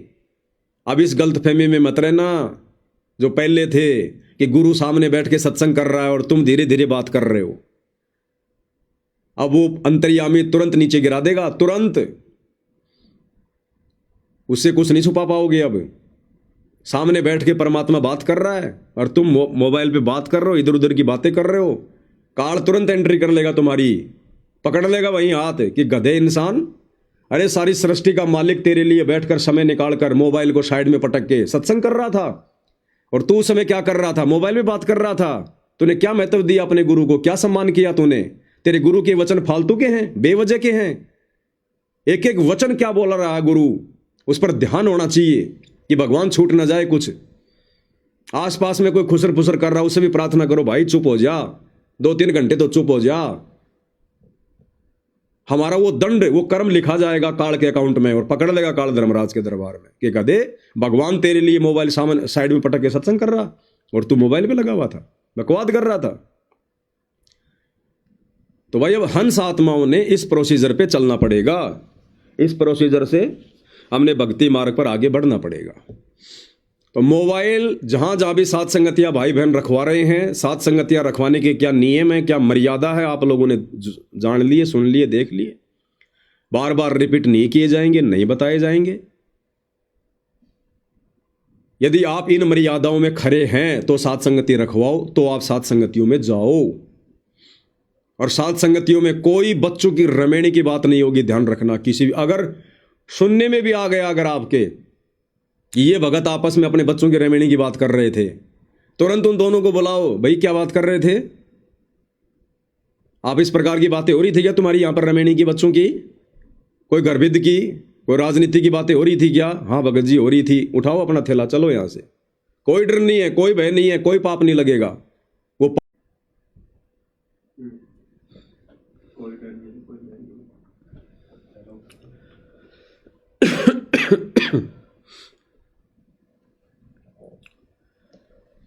तो भाई और बहनों, ऐसी निकम्मी आत्माओं को सात संगति से प्रार्थना करके बाहर निकालने से कोई पाप नहीं है, कोई दोष नहीं है। दूसरी बात, जहां जहां भी सात संगतियां होती हैं, सात संगतियां होंगी, सात संगतियों में बहुत ही साधारण सा भोजन बनेगा, साधारण भंडारा। हमने भक्तों को खाली खिलाने और पिलाने तक सीमित नहीं रखना है। रोज अपने घर पर खाते हैं पीते हैं। सात संगति में ज़्यादा समय खाने पीने की, इधर उधर की बातों में व्यर्थ करने से बेहतर है परमेश्वर की महिमा करें, मालिक की चर्चा करें, कोई शब्द गाएं, अपना सुमरण करें। भोजन बहुत ही सिंपल बनेगा, बहुत ही सिंपल। कोई लड्डू जलेबी बर्फी नहीं, कुछ नहीं। ये नया अपडेट है, ध्यान रख लेना। सात संगतियों में केवल 2 टाइम भंडारा बनेगा। सुबह का भंडारा भक्तों को कोशिश करो 10 बजे करवा दो, यानी 9 साढ़े 9 बजे, ज़्यादा से ज़्यादा 9 साढ़े 9 बजे गुरुदेव भगवान को भोग लगाओ। 9 बजे भोग लगाना शुरू करोगे, क्योंकि ज़्यादा भीड़ तो आती नहीं सात संगतियों में, अब तो वैसे बहुत ही कम भगत हो जाएंगे। तो 9 बजे परमात्मा को भोग लगाना शुरू कर दो, 10 बजे तक भोग लग के कंप्लीट हो जाएगा। 10 साढ़े 10 बजे भंडारा शुरू कर दो, आधा पौन घंटा 1 घंटा भंडारा में लग जाएगा। बैठ के फिर दिन में मालिक की चर्चा करो, महिमा करो। सुबह कोई भी नाश्ता किसी प्रकार का भगत भाई बहनों को नहीं दिया जाएगा, कोई नाश्ता नहीं दिया जाएगा किसी भी प्रकार का। सुबह जल्दी भंडारा करवा दो 10 बजे, डायरेक्ट भंडारा होगा और सिंपल भंडारा होगा। भंडारा अच्छे से लो, कोई दिक्कत नहीं है। सब्जी पूरी दे दो, सब्जी रोटी दे दो, साथ में कोई रायता वायता करवा दो, इससे ज़्यादा नहीं। ये फालतू का सलाद फलाद वगैरह, अचार फचार वगैरह सब बंद करो, ये चटपटे काम। कोई मिठाई चटाई नहीं बनेगी किसी भी प्रकार की, कुछ नहीं। हाँ, गुरुदेव भगवान को भोग लगाने के लिए अगर आप मिठाई बना रहे हैं, बहुत ही कम, 1-1 कटोरी, जो सभी भाई बहनों को मिक्स करके बस भोग में दे दी जाए। भंडारे में अलग से देने की जरूरत ना पड़े किसी को भी एक भी मिठाई। केवल गुरु को जो भोग लगा है उसी को गोल मोड़ करके भगत भाई बहनों को प्रसाद दे दिया जाए। इसके अलावा मिठाई अलग से नहीं होगी। सुबह कोई नाश्ता नहीं किसी प्रकार का, कोई नाश्ता नहीं किसी भी प्रकार का। हमने समय बचाना है, समय। केवल भोग ही भोग थोड़े लगाने में जो है रहेंगे। तो सुबह ना गुरुदेव को भोग लगेगा, ना भक्तों को भोग लगेगा। 10 बजे कोशिश करो भोग भाग लगा के फ्री हो जाओ और भक्तों को भंडारा करवा दो। दिन में बैठ के मालिक की महिमा करो। फिर शाम के समय कोई नाश्ता पानी नहीं, ना गुरुदेव को भोग लगेगा, ना भक्तों को भोग लगेगा। रात्रि को कोशिश करो भाई, जैसे वर्तमान में 6 बजे भाई बहन अपनी संध्या आरती शुरू कर देते हैं, तो समय के अनुसार जैसे सूर्य अस्त हो तुरंत अपने संध्या आरती शुरू कर दो। संध्या आरती खत्म होते ही तुरंत भंडारा बना के गुरुदेव को भोग लगा दो, तुरंत फटाफट, और तुरंत फिर भगत भाई बहनों को भंडारा करवा दो। और ध्यान रखना, सुबह की आरती नित्य नियम, दोपहर की असुर निकंदन रमेणी और शाम की संध्या आरती। सात संगति में इन तीनों समय की आरतियों के समय कोई भाई बहन किसी प्रकार की दूसरी सेवा नहीं करेगा। ना कोई भंडारा बनाएगा, ना कोई आटा लगाएगा, ना कोई सब्जी बनाएगा, ना कोई चावल बनाएगा, ना कोई बर्तन मांजेगा। सबने आरती करनी तो करनी, बाकी सेवा बाद में। तीनों समय की आरती के समय केवल सेवा, केवल परमात्मा की आरती, बिल्कुल भी सेवा नहीं करनी है। उसके बाद में सारे भाई बहन मिलके फटाफट भंडारा बना लो, मालिक को भोग लगाओ मिलके, और फिर बैठ जाओ परमात्मा की चर्चा में। और रात्रि का भोजन हैवी मत करो, रात्रि का भोजन हल्का करो, अन्यथा नींद आएगी, ध्यान रख लेना। फिर सोओगे फिर रात को, फिर क्या फायदा। तो रात्रि को या तो दाल चावल या फिर जो है कढ़ी चावल, बस सिंपल, और कुछ नहीं। रात को कोई रायता फायदा नहीं, रायता भी केवल दिन के भोजन में। रात्रि के समय हल्का भोजन, कढ़ी चावल या फिर दाल चावल, बस, इससे ज़्यादा कुछ नहीं। सिंपल तरीके से भोजन करो रात्रि में हल्का भोजन लो ताकि नींद भी नहीं आएगी, परमात्मा की महिमा भी होगी, बार बार किसी को बाथरूम में भागने की जरूरत नहीं पड़ेगी। तो ये विशेष तौर पर ध्यान रखना। दूसरी बात, कोई भी सेवा आप जिस साथ संगति में करते हो, भाई बहन आपस में बैठकर मिक्स होकर सेवा नहीं करेंगे, बिल्कुल भी नहीं करेंगे। अगर पूरियां बेलने की सेवा है, या तो भाई बेलो या फिर बहनें बेलो। यानी कोई भी ऐसे सेवा जिसमें एक से अधिक भगत भाई बहनों को सेवा करनी पड़ती है, उनमें भाई बहन मिक्स नहीं होंगे। अगर बर्तन मांज रहे हो, या तो बहनें मांजेंगी या फिर भाई मांजेंगे। वहां आसपास भी नहीं बैठना है, बाकी अपना बैठ के महिमा करो, मालिक की ज्ञान चर्चा करो। जिन जिन को सेवा के लिए बोला जाए वही आदमी सेवा करेंगे। बाकी आसपास आके चेयर डाल के राजनीति करने की जरूरत नहीं है, वहां बैठने की जरूरत नहीं है। अगर पूरियां बहनों ने बेलनी है तो बहनें बेलेंगी, कोई भगत भी आसपास नहीं बैठेगा वहां। और बात करनी है 5 कदम दूर से बात करो, 5 कदम दूर से। आपके आपस में भाई बहन के अगर रिश्ते भी हो गए हैं तो दिन में आराम करते समय आसपास में आराम नहीं करना, ध्यान रख लेना इस बात का। तुम सोचो हम तो राजा हरिश्चंद्र बन गए, हम तो मार्कंडेय ऋषि बन गए। तुम बन गए, लेकिन दूसरा देखेगा उसके ऊपर उल्टा असर पड़ेगा। बिल्कुल अलग अलग महसूस भी नहीं होना चाहिए। गुरुदेव ने तो हमें यहां तक कह रखा जीने की राह पुस्तक में कि अगर किसी से बात भी करते हो, आपकी नजरें नीची होनी चाहिए, नीची। बहन ने भाई की तरफ और भाई ने बहन की तरफ, यानी स्त्री ने पुरुष की तरफ और पुरुष ने स्त्री की तरफ, उसकी नजरों से नजरें मिला के बात भी नहीं करनी है। यहां तक गुरुदेव भगवान ने हमें आदेश दिया हुआ जीने की राह पुस्तक में। इससे भी हमारे अंदर दोष उत्पन्न होते हैं, विकार उत्पन्न होते हैं। ये मन बड़ा उस्ताद है, ये सोचेगा मैंने अपनी पत्नी के साथ ही तो संकल्प लिया है, बाहर थोड़ी मनाई है, उसी समय नीचे गिरा देगा। तो बहुत ही हिसाब से भगत बन के जाना, हंस बन के। हंस के मन में भी विकार नहीं आते, मन में भी। और जो खुद तो रजोगुण से दूर हैं और दूसरी माता बहनों को देखकर जरा भी मन में कोई दोष आता है, फालतू की बातें बातें, परमात्मा नीचे गिरा देगा कि नालायक इंसान, अपनी औरत को तो बहन बना लिया और दूसरों के साथ तू मटरगस्ती कर रहा है, ये तेरी बहन नहीं है। ध्यान रखना, उम्र अनुसार केवल बहन बेटी और माता की नजर से देखना है। चाहे कोई बहन कितनी सुंदर हो, कितनी वो कुरूप हो, भक्ति मार्ग में सुंदरता का और इस कुरूपता का कोई महत्व नहीं है।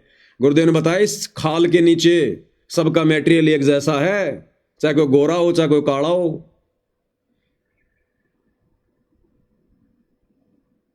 और हर प्रकार से मर्यादा, ये नियम बना लो। अगर भक्ति पर सफल होना है, गुरु को प्रसन्न करना है, तो ये ना देखना गुरु जेल में बैठा देख नहीं रहा। दुनिया का ऐसा कोई कैमरा नहीं है। सतगुरु के कैमरे के सामने सब फेल हैं। अरे हम कहीं जाते हैं और वहां यदि सीसीटीवी कैमरे लगे हो, हम कितना सावधान रहते हैं वहां कि मेरे से कोई हरकत ना हो जाए उल्टी सीधी। खड़ा होके बाथरूम में भी नहीं जाता आदमी कि कोई ये ना सोच ले क्यों गया था बाथरूम में कैमरे में देख के, इतना डरता आदमी। और ये परमात्मा सतगुरु रामपाल जी भगवान का कैमरा, इनकी नजरें, ये अंतर्यामी 24 घंटे अंधेरे में भी, हर ब्रह्मांड में, हर जगह देखता है ये परमात्मा। इनका डर नहीं, इनका भय नहीं। तो ये चीजें हमने विशेष तौर पर ध्यान रखनी है। दूसरी चीज, जो भाई बहन साथ संगति में आ रहे हैं और जिनके छोटे बच्चे हैं, भाई या तो अपने बच्चों को साथ संगति में कंट्रोल में रखा करो, अन्यथा अपने बच्चों को घर पे छोड़ के आओ भाई। या तो अपनी भगतमती को और अपने बच्चों को घर पे छोड़ के आओ, या कोई बहन आना चाहती है तो अपने भगत को और उस छोटे बच्चे को घर पे छोड़ के आओ। जो बच्चे शरारती हैं भाई, साथ संगति में हम खाली, अब ज्यादा विस्तार से कहने की आवश्यकता नहीं है, बहुत सारी माता बहनों के बच्चे बड़े शरारती हैं, बड़ी शरारत करते हैं, ना आरतियां ढंग से करने देते हैं, गंदे संदे हाथ इधर उधर लगाते रहते हैं। तो भाई कहने की आवश्यकता न पड़े, आप भाई बहनों को अच्छे से पता चल गया होगा। एक बच्चा तो मवा की साथ संगति में आया था और वो तो लैट्रिन में जाके हाथ उत गंदे करके, और गुरुजी के दरबार में भी गुरुजी के बर्तनों के भी हाथ उत लगा दिए, सारे काम कर दिए, और माता पिता देख रहे उसको कुछ बोल ही नहीं रहे, और बोलते हैं तो वो थप्पड़ मार रहा अपनी माँ को, वो छोटा सा बच्चा, और माता फिर भी कुछ नहीं कह रही। तो बच्चों को बिगाड़ रहे हो, बच्चों को सुधार रहे हो। तो भाई देखो, साथ संगतियों में खाली हमें टाइम पास के लिए नहीं आना है। अपने शरारती बच्चों को अपने घर पे छोड़ के आओ, चाहे भगतमती को घर रहना पड़े, चाहे भगत को घर रहना पड़े। साथ संगति में बिल्कुल शांति, नहीं तो फिर आपको आपके मुंह पे बोला जाएगा, फिर आपको बुरा लगेगा फिर वहां पर, क्योंकि आपकी वजह से या आपके बच्चों की वजह से दूसरे भगत डिस्टर्ब होते हैं, तो भी आप पाप के भागी बनते हैं, पाप के भागी। सत्संग में आए के बात चलावे और वो अपराधी आत्मा को 3 लोक नहीं ठोर। तो भाई ये बातें ध्यान रखनी है भगत जियो। भले आप घर पे रहो, चाहे अपनी भगतमती को यानी अपनी बहन को घर पे छोड़ो उस बच्चे के साथ। यदि साथ संगति में इस प्रकार का माहौल देखने को मिला, या तो अपने बच्चों को कंट्रोल करो। नहीं कंट्रोल होते हैं आपसे अपने बच्चे, अगर आपके भी अगर माता पिता बन चुके हैं वो छोटे छोटे, तो भाई आप भी अपने घर पे रहो, अपने बच्चों को भी अपने घर पे रखो। इन सारी टेंशनों से फ्री होके तो आदमी साथ संगति में जाना चाहता है। अरे ये टेंशन तो सबके घर में ना है, ये उड़दंगबाजी, ये शरारतपना, ये तो सबके घर में है। इन चीजों से शांति पाने के लिए तो लोग साथ संगति में जाते हैं कि वहां बैठेंगे, बैठ के मालिक की शांति से चर्चा करेंगे, सुमरण करेंगे, मालिक की महिमा करेंगे, और वहां भी आपके बच्चे भागते रहते हैं, फुदकते रहते हैं। तो ये नहीं चलेगा भाई, बिल्कुल भी। बिल्कुल साफ साफ कह दो ऐसे भगत को, भगत जी या तो अपने बच्चों को कंट्रोल में करो, नहीं भाई आगे से ध्यान रखना भगत जी, देखो ये कोई शादी का प्रोग्राम नहीं है। तो ये विशेष तौर पर भाई बहनों ने ध्यान रखना है, ये बातें बार बार नहीं बताई जाएंगी।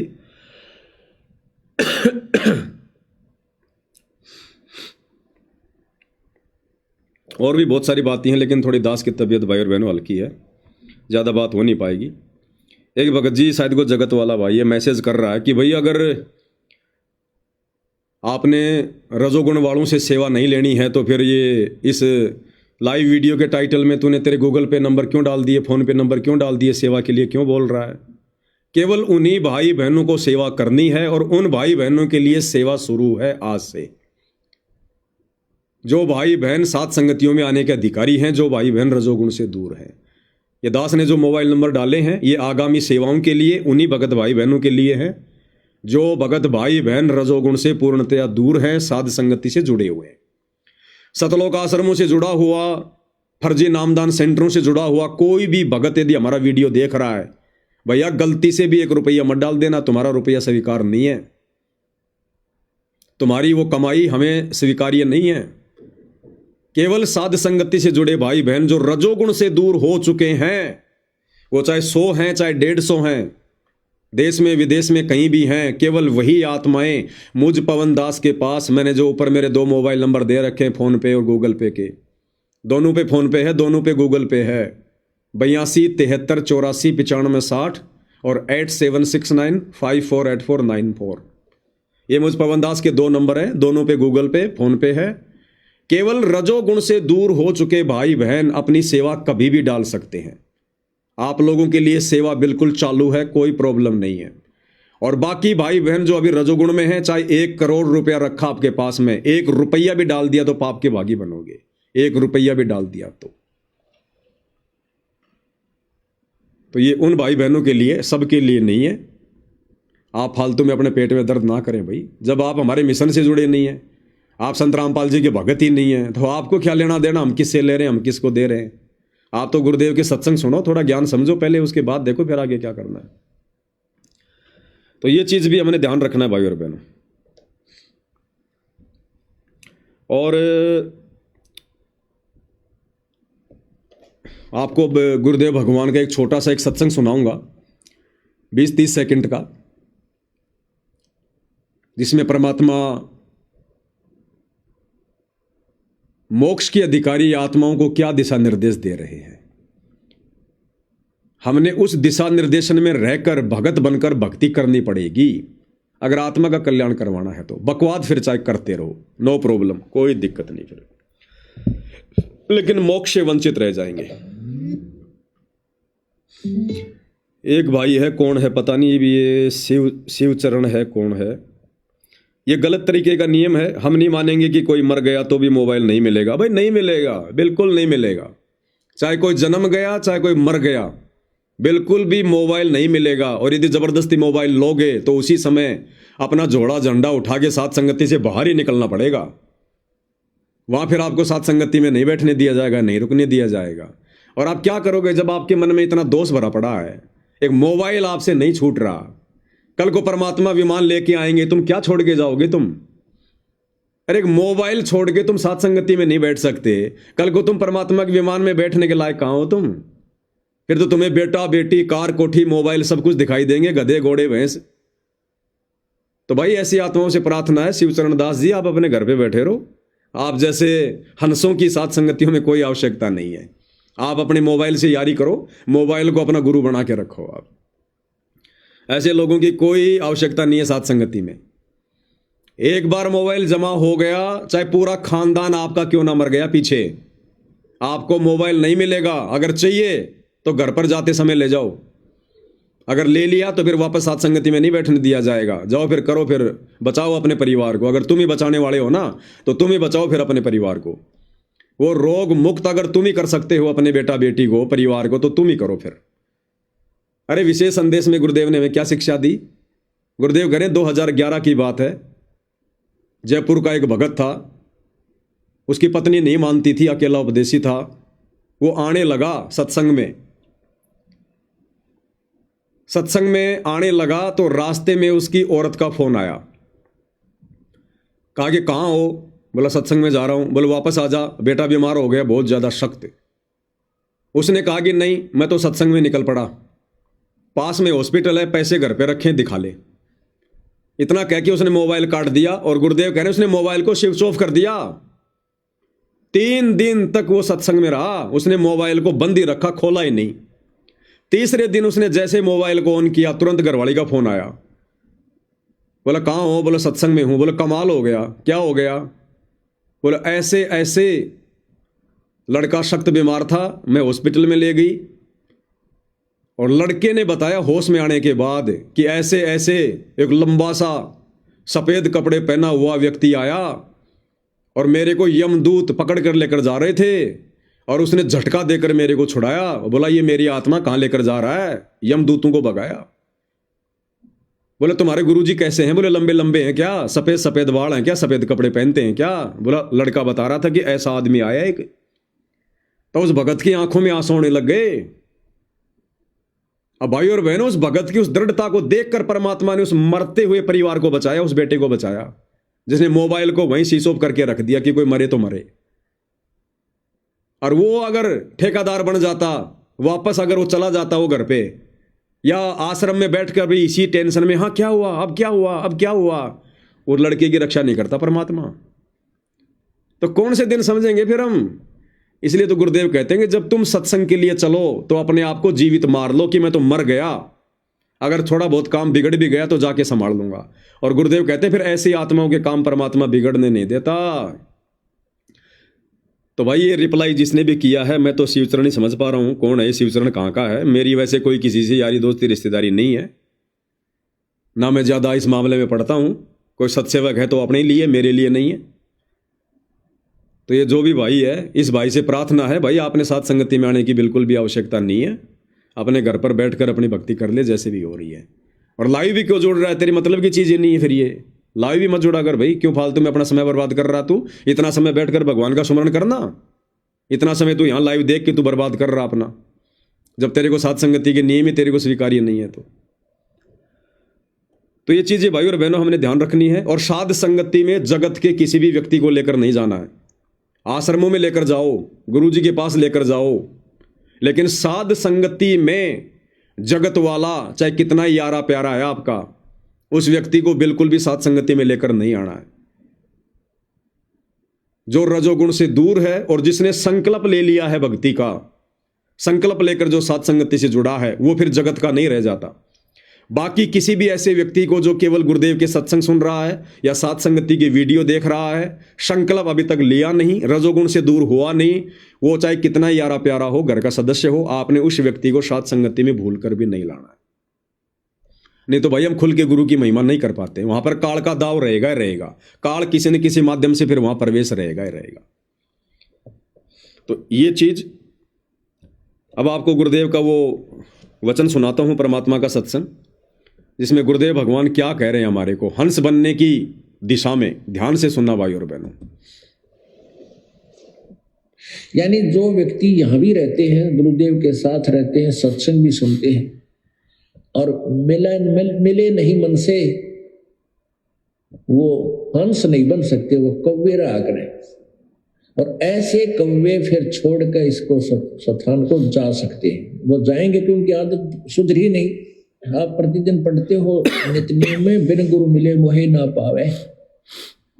अब गुरु तो पास ही होते हैं।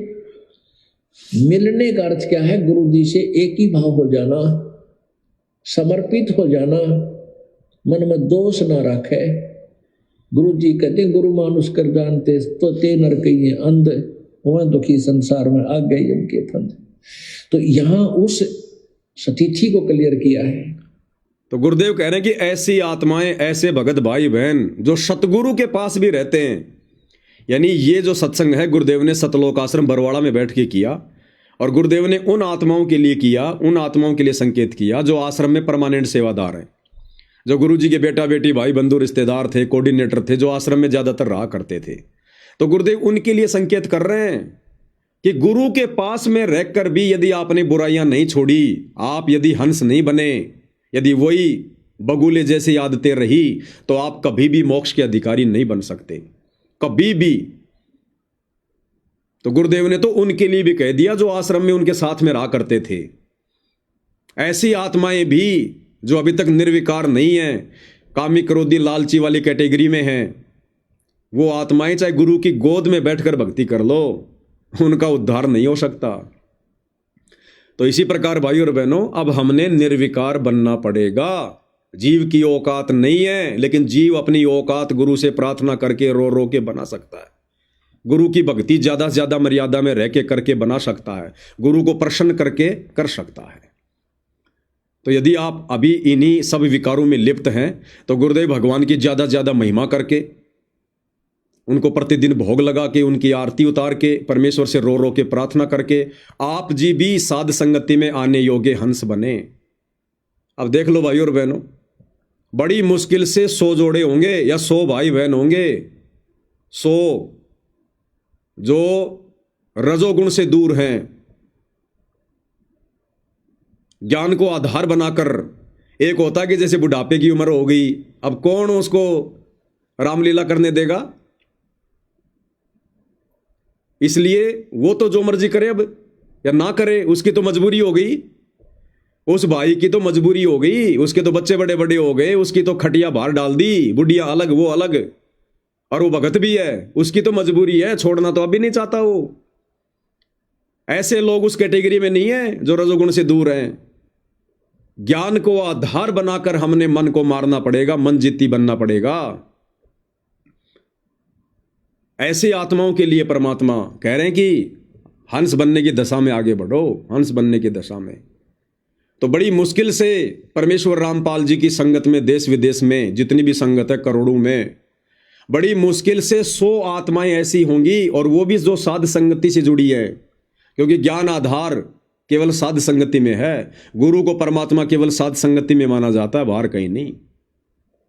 तो बड़ी मुश्किल से पूरे विश्व में 100 आत्माएं ऐसी हैं जो पूर्णतया रजोगुण से दूर हैं, संकल्प ले चुकी हैं, भक्ति दृढ़ता से कर रहे हैं, और गुरु ने भी जिनके ऊपर अपना आशीर्वाद बना दिया है। तो सोचिए, अभी तक तो केवल भाई और बहनों 100 आत्माओं को ही परमात्मा ने सतलोक के लिए सिलेक्ट किया है। किस ब्रह्मांड में केवल 100 आत्माओं को, और 100 की भी अंतिम समय तक परीक्षा चलेगी, अंतिम श्वास तक। गुरुदेव कहते हैं, पाकी फसल देख कर गरबइयो मत किसान, अभी तो जोले बहुत हैं, घर आ ले तब जान।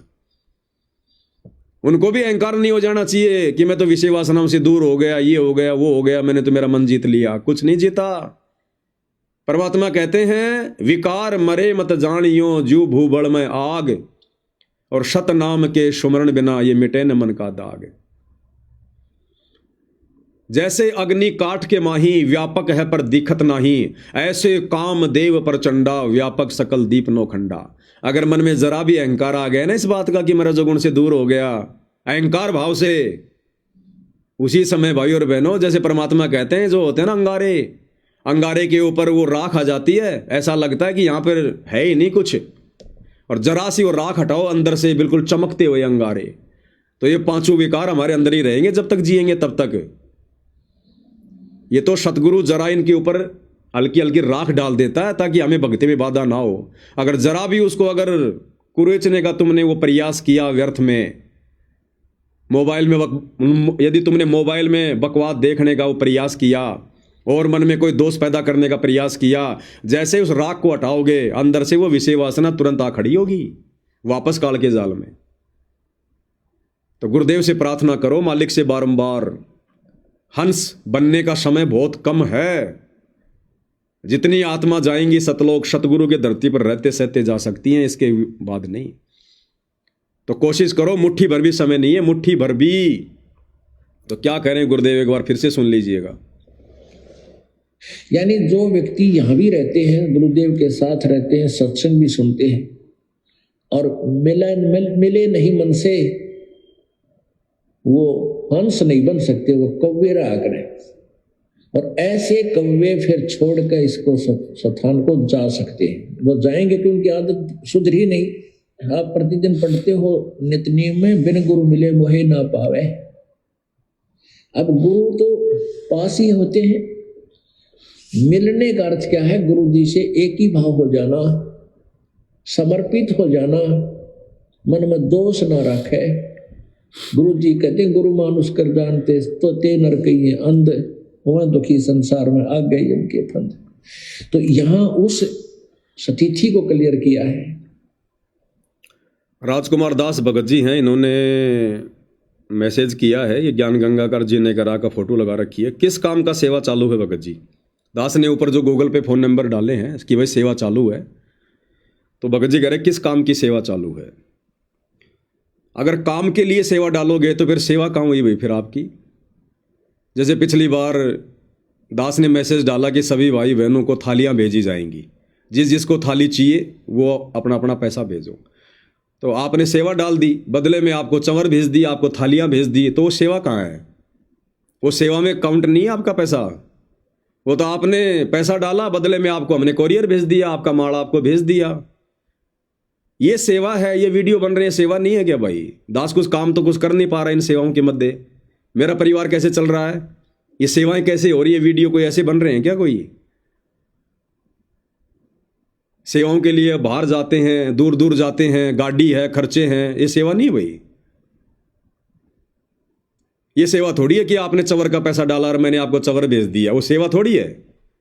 वो तो आपने सामान मंगवाया, मैंने आपको भेज दिया सामान। तो ये सेवा ही है, सेवा है तभी ये सेवाएं हो रही है। जिस दिन ये सेवा नहीं होगी, आप भाई बहनों की तरफ से जो परमात्मा आपसे जो प्रेरणा करके लगवाते हैं, तो मैं अपना कोई छोटा मोटा, मैं अपना कोई काम धंधा देखूंगा, फिर ये सेवा थोड़ी हो पाएंगी। फिर थोड़े आप ये लाइव वीडियो देख पाओगे, मैनेजमेंट क्या कर रहा है, क्या क्या गलतियां कर रहा है, कैसे कैसे सावधान होना है, ये थोड़ी जानकारी आपके पास आएगी। फिर थोड़ी हो पाएगी ये। तो सेवा वो ही है, ये सेवाएं चल रही है सारी। दास सुबह उठता है, रात को सोता है, जो भी करता है सेवा ये हो। 1 रुपया खर्च होता है चाहे लाख रुपया खर्च होता है। दास के घर पे आप सबको पता है पिछले 3-4 महीने से 5 ज्योतियां जल रही है। महीने का 1 क्विंटल घी डलता है, और घी दास को डेयरी का नहीं लाता, मजबूरी में जब नहीं मिलता, नहीं तो गांव जाकर दास 1000 रुपये का देसी घी लाता है। 1000 रुपये किलो वाला, कभी 2 क्विंटल, कभी 1.5 क्विंटल। हर महीने का 1 क्विंटल घी लगता है हवन में, जो दास के घर पर जल रही है सात संगत वाले भाई बहनों के लिए।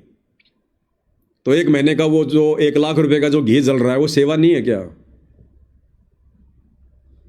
महीने का कम से कम 4 से 5 लाख रुपए का खर्चा है दास का। तुम सोच रहे हो कि ऐसे पवन दास लाइव आ जाता है, ऐसे वीडियो बन जाते हैं, पूरा परिवार लगता है दिन रात, जब जाके एक वीडियो तैयार होता है। और दास के कम से कम 12 घंटे लगते हैं, तब जाकर उस वीडियो के छोटे छोटे वीडियो बनते हैं। दास के तो स्मरण भी ढंग से नहीं हो पाते इन सेवाओं के चलते। आप कहते हो कि कौन सी सेवा चालू है, तो ये सेवा नहीं है जो सारे दिन जो हमारी जो है चक्री बंदी रहती है, ये सेवा नहीं है।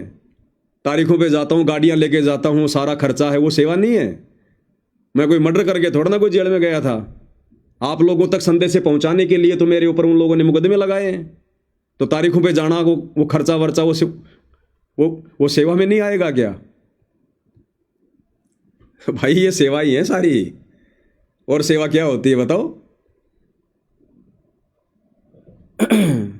तो अब सबने सेवा नहीं करनी भाई। 1 रुपया मत डाल देना गलती से, जो भाई बहन रजोगुण में है। आपके घर पर चाहे 1 करोड़ रखें, अपने घर पे रखो भैया, अपने और काम में लो। पवन दास को मत भेज देना बिल्कुल भी। डाल भी दोगे तो आपकी सेवा नहीं लगेगी। मुझे तो नहीं पता चलेगा किसने डाला किसने नहीं डाला, लेकिन परमात्मा की नज़रों में आपकी वो सेवा स्वीकार्य नहीं होगी। जो भाई बहन रजोगुण से दूर हैं, सही भक्ति कर रहे हैं, हंस आत्मा हैं, परमेश्वर की मर्यादाओं में हैं, आपको सारी बातें बता दी गई हैं, समझा दी गई हैं। अगर आप इस कैटेगरी में हैं तो आप अपनी सेवा लगाना भाई, नहीं तो सेवा मुझे भेजने की जरूरत नहीं है। दास अपना मूंगफली का ठेला लगा लेगा, कोई दिक्कत नहीं है। मेरी तो खुद की एक मजबूरी सी बन रही है, क्या करूं मैं? मुझे कोई अच्छा थोड़ी लग रहा है कि तुम भाई बहनों की सेवा के ऊपर अपना परिवार चलाना। मैं तो चाहता हूं कि परमात्मा कब ये सेवा ले, कब मैं अपना छोटा मोटा काम धंधा करूं, लेकिन मालिक ही नहीं चाह रहा तो मैं क्या करूं? तो सेवा केवल उन्हीं की स्वीकार्य होगी जो रजोगुण से दूर हैं और साध संगति से जुड़े हुए हैं, केवल उन्हीं की। बाकी भैया चाहे आप कितना ही धनवान हो, कितने पैसे वाले हों, आपका 1 रुपया भी स्वीकार्य अब नहीं होगा, क्योंकि यहां दास कोई लोभ लालच के चक्कर में सेवा नहीं कर रहा है। मेरा मकसद आपसे कोई धन लेने का नहीं है। दास को तो परमात्मा प्रेरणा करके वीडियो बनवाते हैं आप लोगों से भी माया से दूर रहने के लिए। मैं कैसे आपकी माया अपने घर में घुसेड़ूंगा? तो केवल उन्हीं भाई बहनों के लिए सेवा चालू है, और ये सेवा चालू रहेगी जब तक दास सेवा में है। अब ऐसा नहीं है कि 5 दिन बाद बंद हो गई, 6 दिन बंद हो गई। आप भाई बहन कभी भी अपनी सेवा लगा सकते हैं, किसी भी समय लगा सकते हैं आप। दास ने दोनों नंबर दे दिए हैं, गूगल पे फोन पे के, लगवा सकते हैं आप। तो ये छोटा सा संदेशा था। बात तो और भी बहुत सारी है, लेकिन थोड़ा जुकाम खांसी वाला चक्कर है, ज़्यादा बोला नहीं जाता, वरना फिर खांसी आती है। तो बस केवल ये थोड़ी सी जानकारी थी।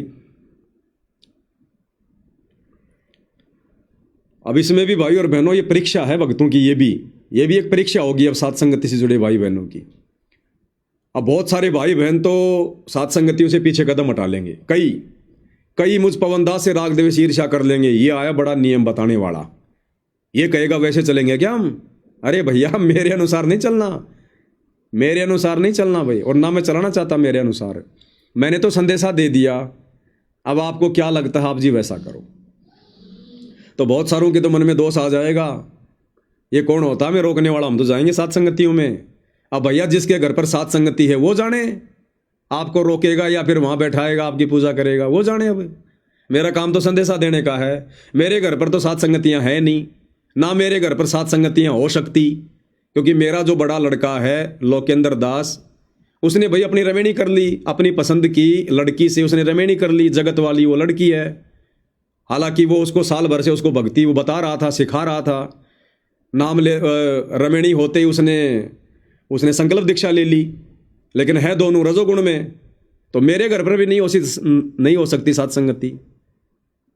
अगर मैं ये सोचता कि भाई मेरा लड़का भी रजोगुण में है और मैं ये मैसेज डालूंगा तो फिर मेरे घर पर भी नहीं होगी, तो नहीं हो तो ना हो। नियम सबके लिए बराबर है, नियम पानी सबके लिए बराबर है। अगर पक्षपात करूंगा तो सबसे पहले मैं ही मरूंगा। कबीर सागर की वाणियां नहीं पढ़ी क्या? पक्ष करेगा जो नीचे गिरेगा। अगर नाद वाले गुरु के वचन वाले शिष्य अगर पक्षपात करेंगे तो वो भी नीचे गिरेंगे। तो मेरे घर पर भी साथ संगति नहीं हो सकती भाई, क्योंकि मेरा जो बड़ा लड़का है वो भी रजोगुण में है, लेकिन भक्ति कर रहे हैं, अच्छी कर रहे हैं, बहुत बढ़िया कर रहे हैं, सेवा भी कर रहा है। लेकिन नियम तो नियम है भाई, मैं साथ संगति नहीं रखवा सकता।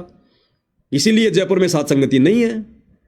बार बार भाई बहनों ने साथ संगतियां रखवाई है, उनसे संपर्क करो। यूपी में कौन रखवा रहा है, एमपी में कौन रखवा रहा है, मैसेज तो हम डालते ही नहीं सार्वजनिक। तो जहां जहां आपकी जानकारी है आप भाई बहनों से जुड़े हुए हैं, उनसे संपर्क करो, उनसे पूछ लो पहले सारी बातें कि भैया आपने पवन भगत जी का लाइव देखा कि नहीं देखा, आप उस मर्यादा में रह के साथ संगति रखवा रहे हैं कि नहीं रखवा रहे हैं। उसके बाद में आप वहां जाओ और साथ संगति में आने वाले से प्यार प्रेम से प्रार्थना करो कि पवन भगत जी जब लाइव आए थे विषय वासना के बारे में बताया था, आप भगत जी उस मर्यादा में हो क्या? और वो कहे कि हाँ भगत जी मालिक की दया है, तो आओ फिर अंदर। वो कहते नहीं भगत जी मालिक की दया नहीं है, तो भगत जी देखो खाना पाना खाओ, चाय पानी पियो, जो भी है, बाकी भगत जी साथ संगति में फिर आप अलाउ नहीं है। तो पूछना भी है आने वाले को, ये नहीं कि साहब ये तो मेरा जानकार है, वो तेरा भले जानकार है, तेरे को क्या पता मुंह खड़ा करके आया 2 मिनट पहले। तो आपकी जिम्मेदारी बनती है, फिर आप दोषी नहीं रहेंगे। 24 घंटे आपके पाड़ोस वाला भगत जो आपको पता कि ये रजोगुण से दूर है, यानी मैं पवन दास भी अगर साथ संगति में जाता हूं और जिस भगत के घर पर साथ संगति है उसकी जिम्मेदारी बनती है वहां पहुंचते ही सबसे पहले मेरे से ही प्रार्थना करेगा, सच्चाई भगत जी जो लाइव वीडियो में जो बातें हुई थी रजोगुण को लेकर, तो आपके ऊपर मालिक की दया है क्या? और मैं कह दूं हाँ भगत जी मालिक की दया है दास के ऊपर, मैं उन मर्यादाओं में हूं, तो एंट्री है अंदर, नहीं तो चाय पानी पिला के वापस बाहर करो। तो भैया नियम सबके लिए है, ऐसा नहीं है कि पवन दास कोई अपनों को छोड़ता है। मेरा कोई अपना पराया नहीं है, मेरा अपना केवल मेरा भगवान है, मेरा गुरु है, और कोई नहीं है भाई। तमेव माता च पिता तमेव, तमेव बंधु च सखा तमेव। तो कोई भी हो नियम सबके लिए बराबर लागू हैं, तभी मालिक दया करेंगे, नहीं 2 मिनट में उठा बैठेंगे। यहाँ कोई किसी का नहीं है, हड़के मत लेना इस मार्ग को। तो केवल साध संगति से जुड़े हुए और रजोगुण से पूरी तरह से दूर वही भगत भाई बहन अपनी सेवा जब मर्जी कभी भी कितनी भी कैसी भी लगा सकते हैं, उनके लिए कोई रोक टोक नहीं है। बाकी लोगों को बिल्कुल भी अलाउ नहीं है। अगर लगानी है तो भैया परमात्मा से प्रार्थना करो, पहले रजोगुण से दूर हो जाओ, कम से कम 2-3 महीने रिहर्सल करो। यदि आप 2-3 महीने रजोगुण से दूर रह चुके हैं, यानी 2-3 महीने जो रह जाएगा इसका मतलब परमात्मा दया कर रहा है, तो वो भाई बहन साथ संगति में सेवा लगा सकते हैं, दूसरे भाई बहन योग्य नहीं है। और भैया मैं जो मैसेज देता हूं ना, मैं ये नहीं देखता कि कौन मेरे विरोध में आएगा, कौन मुझे अच्छा बताएगा, कौन मुझे बुरा बताएगा। मैंने ना कोई संत बनना, ना कोई महाराज बनना, ना कोई आश्रम खोलना, ना कोई मान बढ़ाई चाहिए, ना मैंने किसी का कोई पैसा टका चाहिए, कुछ नहीं चाहिए भैया। दास तो अपनी आत्मा के कल्याण के लिए गुरु का गधा बन के आप लोगों को संदेशा दे रहा है। जब तक मालिक सेवा दे रहे हैं, जब तक घर परिवार चल रहा है, तब तक ये सब कुछ सांगबाज हो रहा है, बन रहे हैं वीडियो। जिस दिन सेवा नहीं होगी अपना मेहनत मजदूरी करेंगे, कहीं काम धंधा करेंगे, और हो पाएगी तो सेवा भी करेंगे, ऐसी बात थोड़ी है। इतना ही है। ये ना सोचना कि भाई पवन दास तो अपने अपने परिवार को, अपने मिलने वालों को बचाता होगा, ना भैया। जो गलत है वो गलत है, जो साथ संगति की मर्यादाओं में नहीं है वो नहीं है। मेरा लड़का अपने घर पर बैठ के मालिक की जो मर्जी चर्चा करे, आरती करे, कुछ भी करे, साथ संगति में वो जाने का अधिकारी नहीं है, और ना जाएगा मेरे साथ कभी, जब तक वो रजोगुण में है। ये ध्यान रखना इन बातों का। ना मेरे घर पर जहां मैं रहता हूं वहां साथ संगति नहीं हो सकती। अगर मैंने रखवानी है तो मेरे घर से अलग दूसरी जगह लेकर मैं साथ संगति रखवा सकता हूं, और उस साथ संगति में फिर मेरा लड़का यदि रजोगुण में है वो भी अलाउ नहीं है। तो भैया ये नियम सबके ऊपर लागू हैं। ये नियम है तभी भगवान का साथ है। ये नियम नहीं है तो देख लो इन आश्रम वालों की क्या दुर्गति हो रही है, क्या हालत हो रही है इनकी। गधे घोड़े सब इकट्ठे हो रहे हैं, कोई मान मर्यादा नहीं है। तो नियम मर्यादा सबके लिए समान है। तो भाई और बहनों, आज के लाइव में केवल इतना ही। छोटी मोटी बातें रह गई हों तो परमात्मा प्रेरणा करेंगे तो बाद में बता देंगे। बाकी मोटी मोटी बातें आप सभी भाई बहनों के समझ में आ गई होंगी। अगर आप रजोगुण से दूर हैं, आप चाहे अमेरिका बैठे हैं, चाहे जापान बैठे हैं, चाहे श्रीलंका बैठे हैं, चाहे हिंदुस्तान के किसी भी स्टेट में हैं, और यदि कहीं कोई साथ संगति है, उन भाई बहनों से संपर्क करो। आप जाना चाहते हो तो बिल्कुल जाओ, नो प्रॉब्लम। सीमाओं की कोई बाध्यता नहीं है कि राजस्थान का भगत नहीं आएगा, यूपी का नहीं आएगा। चाहे विदेश में जाओ, चाहे विदेश के यहाँ आओ, जो रजोगुण से दूर हैं, जो मर्यादाओं में हैं, जो मर्यादाएं आपको बता दी गई हैं। क्योंकि अब सात संगतियों में केवल हंसों की एंट्री होगी, और लास्ट का समय चल रहा है। परमात्मा ने भक्तों को छांटना है, और ये देख लेना बस उतने ही भगत जा पाएंगे जो भगत इस प्रकार से मर्यादाओं में रहकर भक्ति करेंगे, हंस बनेंगे। बाकी सब भीड़ है, ये भीड़। अब कौन विश्वास करे इन बातों पर? इन आश्रमों में लाखों करोड़ों जुड़े, सब भीड़ है। भीड़, कति भीड़, निरी भीड़। जो बातें आज आपको बता दी गई हैं, जो साथ संगति में आने के अधिकारी हैं, उनके अलावा कोई भी ऐसा नहीं है जो परमात्मा के विमान में पैर रखने के योग्य है। भले आप 10 साल से साथ संगति से जुड़े हैं, यदि आप भी रजोगुण से दूर नहीं है, आप भी अभी टिकट बनवाने के अधिकारी नहीं हैं। और कोशिश करो, और प्रयास करो, मालिक को रिझाओ, प्रसन्न करो। विकारों से दूर होना पड़ेगा भाई। विकारी आत्मा कभी सतलोक नहीं जा सकती। हम शब्द पढ़ते हैं, निर्विकार निर्भय तू ही और सकल भय मान। सब पर तेरी साहिबी, तुझ पर साहिब नाए। तो निर्विकार कौन? हमारा गुरु। और गुरु क्या कह रहा है? गुरु को कीजिए दंडवत कोटि कोटि प्रणाम, और कीट न जाने भृंग को यूं सतगुरु कर ले आप समान। सतगुरु क्या चाहता है? हमें अपना जैसा बनाना चाहता है। कीट न जाने भृंग को यूं सतगुरु कर ले आप समान। हमारे सतगुरु रजोगुण में है क्या? और सतगुरु कह रहे हैं कि मैं तुम्हें अपने जैसा बनाकर सतलोक लेकर जाऊंगा। तो सतगुरु जैसा बनना पड़ेगा या नहीं बनना पड़ेगा? सारी जिंदगी ऐसे ही धक्कमपेल में रहोगे तो नहीं ले जाएगा सतगुरु। त्रिकुटी पर जाकर छोड़ देगा। यहां से तो सबको ले जाएगा त्रिकुटी पर, सभी जाएंगे, जगत वाले, शराब पीने वाले सभी जाते हैं। त्रिकुटी पर जाकर फैसला होगा। फिर वहां सतगुरु साइड में कर देगा, बेटा वहां तेरे को क्या बताया गया था, क्या सत्संग सुनाए गए थे कि भग भोग्या भग उपजय, भग से बचा न कोई, जय कोई भग से बचे, भगत कावे सोए। आग पराई आपनी हाथ दिए जल जाए, नारी पराई अपनी भोगे सब कुछ जाए। तेरी समझ में नहीं आ रही थी? तूने कानों में रुई दे रखी थी, और तेरे को खोल खोल के बताता मैं, नाड़ा खोल के बताऊं तेरे को, कैसे बताएगा फिर और सतगुरु? तो समझदार को तो संकेत काफी होता है। शब्द सैन सतगुरु पहचाने, पावे अटल सुहागरे। और मूर्ख के आगे फिर बीन बजाने से फायदा नहीं है। तो भगत बनना पड़ेगा। मात्र 3 साल का भी समय नहीं है, 3 साल का भी अगर नहीं पार हुए तो यहीं सुअर बन के गंदगी में नाक रगड़ते रहोगे। क्योंकि मनुष्य जन्म में भी हमारी वो बुराइयां नहीं छूटी, तो सुअर बन के फिर क्या होगा? वो कसर परमात्मा वहां पूरी करेगा फिर। तो सतगुरु खोल के नहीं बताएगा पूरी बात को, खींच खींच के। तो ये दास खड़ा कर दिया सतगुरु ने खींच खींच के बताने के लिए। इतने सारे वीडियो बना दिए। अब भी कोई नहीं सुधरेगा ना, तो करो अपनी मनमानी। फिर मनमानी करने वाले के लिए किस ब्रह्मांड बहुत बड़ी जेल है। घूमते रहो, 84 लाख योनियां है, धक्के खाते रहो। भैया यहां तो जबरदस्ती इन चीजों से पीछा छुटवाना पड़ेगा, कोशिश करनी पड़ेगी। आपका पति, आपकी पत्नी आपको आसानी से नहीं छोड़ेंगे। वो तो काल प्रेरित हैं, वो डराएंगे, धमकाएंगे। आपने क्या करना है? फिर सतगुरु का क्या प्रोटेक्शन है आपके साथ में? सतगुरु पे फिर आपका क्या विश्वास है? आप तो अपनी पति के प्रति समर्पित हैं। अरे रहो समर्पित अपनी पति और पत्नी के प्रति, अच्छी बात होना भी चाहिए, लेकिन विषय वासनाओं को लेकर नहीं। अन्य कोई सलाह मशवरा है, कोई अच्छी बात है, उनमें समर्पित हो जाओ, लेकिन विषय वासना में पति पत्नी वाला समर्पण भाव नहीं चलेगा। यहां तो पूरी तरह पतिव्रता बनना पड़ेगा, प्योर आत्मा। तो बताओ क्या भक्ति होगी फिर आपकी? मन में तो दिन में भक्ति करते हो, रात को विषय वासनाओं का खेल खेलते हो हैं। दिन में तो गंगा जल लाए हरिद्वार जाके, पैदल जाके हैं, और रात को उसके अंदर नमक घोल रहे हो। क्या करोगे उस गंगा जल का फिर तुम? तो दिन में तो भगवान की भक्ति कर रहे हो, आरती उतार रहे हो, चवर कर रहे हो, रात को तुम जो है मतलब नाक रगड़ते रहते हो गंदगी में। तो भगवान मिलेगा ऐसे? वो भक्ति किसी काम की है? वो गंगा जल किसी काम का है जिसमें घर पे लाके तुम उसके अंदर जो है गंदगी डाल रहे हो? कौन पिएगा उसको? तो भैया भक्ति के लिए सबसे पहले इस मंदिर को शुद्ध करना पड़ेगा। ये सबसे बड़ा आश्रम, सबसे बड़ा मंदिर, सबसे बड़ी मस्जिद हमारा शरीर है। जब तक ये शुद्ध नहीं है, भगवान इसमें आके विराजमान नहीं होगा, चाहे लाख जन्म लगे रहना घंटी बजाने के लिए। बहुत सारी बातें भाई और बहनों बताते रहते हैं, आगे भी मालिक दया करेंगे तो बताते रहेंगे।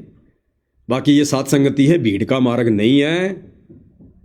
चाहे एक भी भगत साथ संगति में ना रहो, और चाहे पूरी दुनिया आ जाओ, पूरी दुनिया आ जाएगी तो मुझे कोई वो खुशी नहीं, और सारे भाग जाएंगे तो मुझे कोई गम नहीं। पवन दास का तो पहला नियम है, आप सबको बता रखा है, जिस दिन सेवा समाप्त उसी दिन मूंगफली का ठेला। इच्छा हमारी कुछ है नहीं, खर्चे हमारे कुछ है नहीं। ये खर्चे तो तब तक है जब तक आप लोगों की सेवा में है। बाकी फिर कोई खर्चे नहीं, कोई इच्छा नहीं। घर में 4 मेंबर हो गए अट्टे कट्टे, 2 लड़के, एक मैं, एक भाई का लड़का। और भाई का लड़का तुम हमारे से भी ज्यादा अट्टा कट्टा हो रहा है। मेरी कमर में पैंट टाइट रहती है, उसके मेरी कमर में पैंट ढीली रहती है, उसके टाइट रहती है। तो भैया 4 हो गए सिक्योरिटी गार्ड। किसी भी कंपनी में जाएंगे 10-12 हज़ार रुपये तो महीने के मिलेंगे। बढ़िया बैठ के मालिक का सुमरण करेंगे, और अपना कोई आएगा तो गेट खोल देंगे, नहीं तो बंद कर देंगे। नहीं तो दही बड़े दास को बनाने आते ही हैं, कोई दिक्कत नहीं है। 4 जने हैं, 2-2 जने दुकान लगा लेंगे, एक की एक जगह, दूसरे की दूसरी जगह। बढ़िया दही बड़े बेचेंगे, बढ़िया खाएंगे और बढ़िया भगवान की भक्ति करेंगे। कोई टेंशन नहीं है भाई। टेंशन वहां होती है जब आदमी का कोई स्वार्थ होता है, जैसे आश्रम वाले कोऑर्डिनेटर, इनका स्वार्थ है, इनका स्वार्थ है संगत को भ्रमित रखना, संगत को फ्री छूट देना नियमों में। ये अगर संगत को इस प्रकार से टाइट कर दें, ये क्या कर लेंगे, इनके खुद के खर्चे पूरे नहीं होंगे। तो दास के खर्चे भगवान चलाता है, संगत नहीं चलाती। संगत केवल निमित्त बन रही है, वो भी उसकी सेवा लग रही है। इन आश्रमों में देख लो ना, सेवा देने वालों की क्या दुर्गतियां हो रही है, कैसे उनका पैसा राजनीति में लग रहा है, कैसे बर्बाद हो रहा है। यहां कम से कम ये तो तुम्हें देखने को नहीं मिल रहा। तो बहुत सारी बातें भाई और बहनों, ज़्यादा कहना उचित नहीं है, समझदार को तो संकेत ही काफ़ी है। बाकी तो चाहे सात संगति हो, चाहे सतलोक आश्रम हो, 2 4 5 10 आदमी तो ऐसे हमेशा रहते ही हैं जिनको कभी बातें समझ में नहीं आती। उनके तो काम ही होते हैं बकवाद करने के। तो किन किन भाई बहनों को सेवा देनी है, सेवा करनी है, उनके लिए दास ने ऊपर मोबाइल नंबर डाल दिए, गूगल पे फोन पे नंबर, वो जब मर्जी सेवा कर सकते हैं। बाकी लोग भैया चाहे कितना पैसा रखा आपकी पेटी में, अपने घर पे रखना, हमें आवश्यकता बिल्कुल भी नहीं है। जो परमात्मा ने नियम दास को समझा दिए, जो प्रेरणा कर दी, मैं केवल वही संदेशा दूंगा। उसमें चाहे मेरा बुरा हो चाहे मेरा अच्छा हो, वो फिर परमात्मा के हाथ में है। उसमें फिर अपना बीच में कोई स्वार्थ नहीं, कोई लोभ लालच नहीं है। तो भाई और बहनों, आज की वीडियो में मालिक के आशीर्वाद से केवल इतना ही। फिर परमात्मा दया करेंगे तो भाई बहनों के बीच में उपस्थित होंगे, और दास भी कोशिश करेगा कहीं, क्योंकि मैं देखूंगा कि भाई सात संगति कहाँ कहाँ है। मेरे को कोई जैसे सात संगति भाई बहन रखवा रहे हैं तो व्हाट्सएप तो मुझे करेंगे, तो दास देखेगा, वहाँ पर इंक्वायरी करेगा कि भाई वहाँ पूरी मर्यादा है कि नहीं है, किस हिसाब से है। दास वहीं जाने का प्रयास करेगा। जरूरी नहीं है कि मैं जाऊँगा। और मान लीजिए 5 जगह सात संगति है, 5 भगत बहुत अच्छे हैं, तो दास कोई 5 जगह थोड़ी जाएगा। एक जगह गए तो 4 गलत थोड़ी हो गए, नहीं। लेकिन जाऊंगा मैं पूरी अपनी तफ्तीश करके, आंख बंद करके उठा के थैला नहीं दौड़ूंगा मैंने अपनी भक्ति मर्यादा बचानी है। ऐसे रजोगुणी परिवार का साथ संगति में जाकर अगर मैंने पानी भी पी लिया तो मेरे अंदर भी रजोगुण वाले विकार आएंगे। बड़ी मुश्किल से तो भक्ति बन रही है, क्यों बर्बाद करूं मैं। हमने बाहर का खाना पीना क्यों छोड़ा, ये तीनों गुणों के प्रभाव को डाउन करने के लिए। तो घर में तो चलो हमारी मजबूरी है, घर में अगर कोई रजोगुणी है तो भैया वो बेटे की बहू तो खाना भी बनाएगी, साथ में मालिक की आरती भी करेगी, वहां दोष नहीं है कोई, वहां कोई दिक्कत नहीं है, हमारे ऊपर उसका कोई असर नहीं पड़ेगा। लेकिन जहां हम आसानी से हम बच सकते हैं और वहां भी जाकर ये बकवाद करेंगे, फिर हम नहीं बच पाएंगे। तो भाई बहन कोशिश करो, प्रयास करो परमात्मा को और अधिक प्रसन्न करने की, खुद भी कोशिश करो इन बुराइयों से दूर हटने की। अरे बच्चे पैदा करके वंश चलाना कोई जरूरी नहीं है इस मार्ग में। परमात्मा कहते ये आवन जान बखेड़ा, या कौन बसावे खेड़ा। अरे ये आना जाना बखेड़ा है, ये क्यों काल का भोजन तैयार कर रहे हो। अगर समझ में आ गया चलो रवेणी हो गई तेरी, बहुत अच्छी बात है। बच्चे पैदा करना कोई जरूरी है, कोई ये दुनिया कर रही, क्या कर रहे हैं सारे, कोई ठेला लगा रहा है, कोई भाग रहा है, कोई चपड़ासी है, कोई क्या है, कोई क्या है। सारा दिन पूरी दुनिया बेगार में घूम रही है, तो कौन सा उनको ब्रह्मा विष्णु महेश बना देगा। तो मालिक की भक्ति करो, ठीक है रवेणी हो गई, अब तेरा खाना बनाने वाली, तेरे कपड़े धोने वाली आ गई, तेरे को भी आसान हो गया, उसको भी बैठे बैठे राशन मिल जाएगा, तू काम करेगा, वो तेरे घर पे काम करेगी। भाई बहन के रिश्ते बनाओ, अपनी भक्ति करो, क्या मिलेगा उस गंदगी में, क्या नाक रगड़ना उसमें।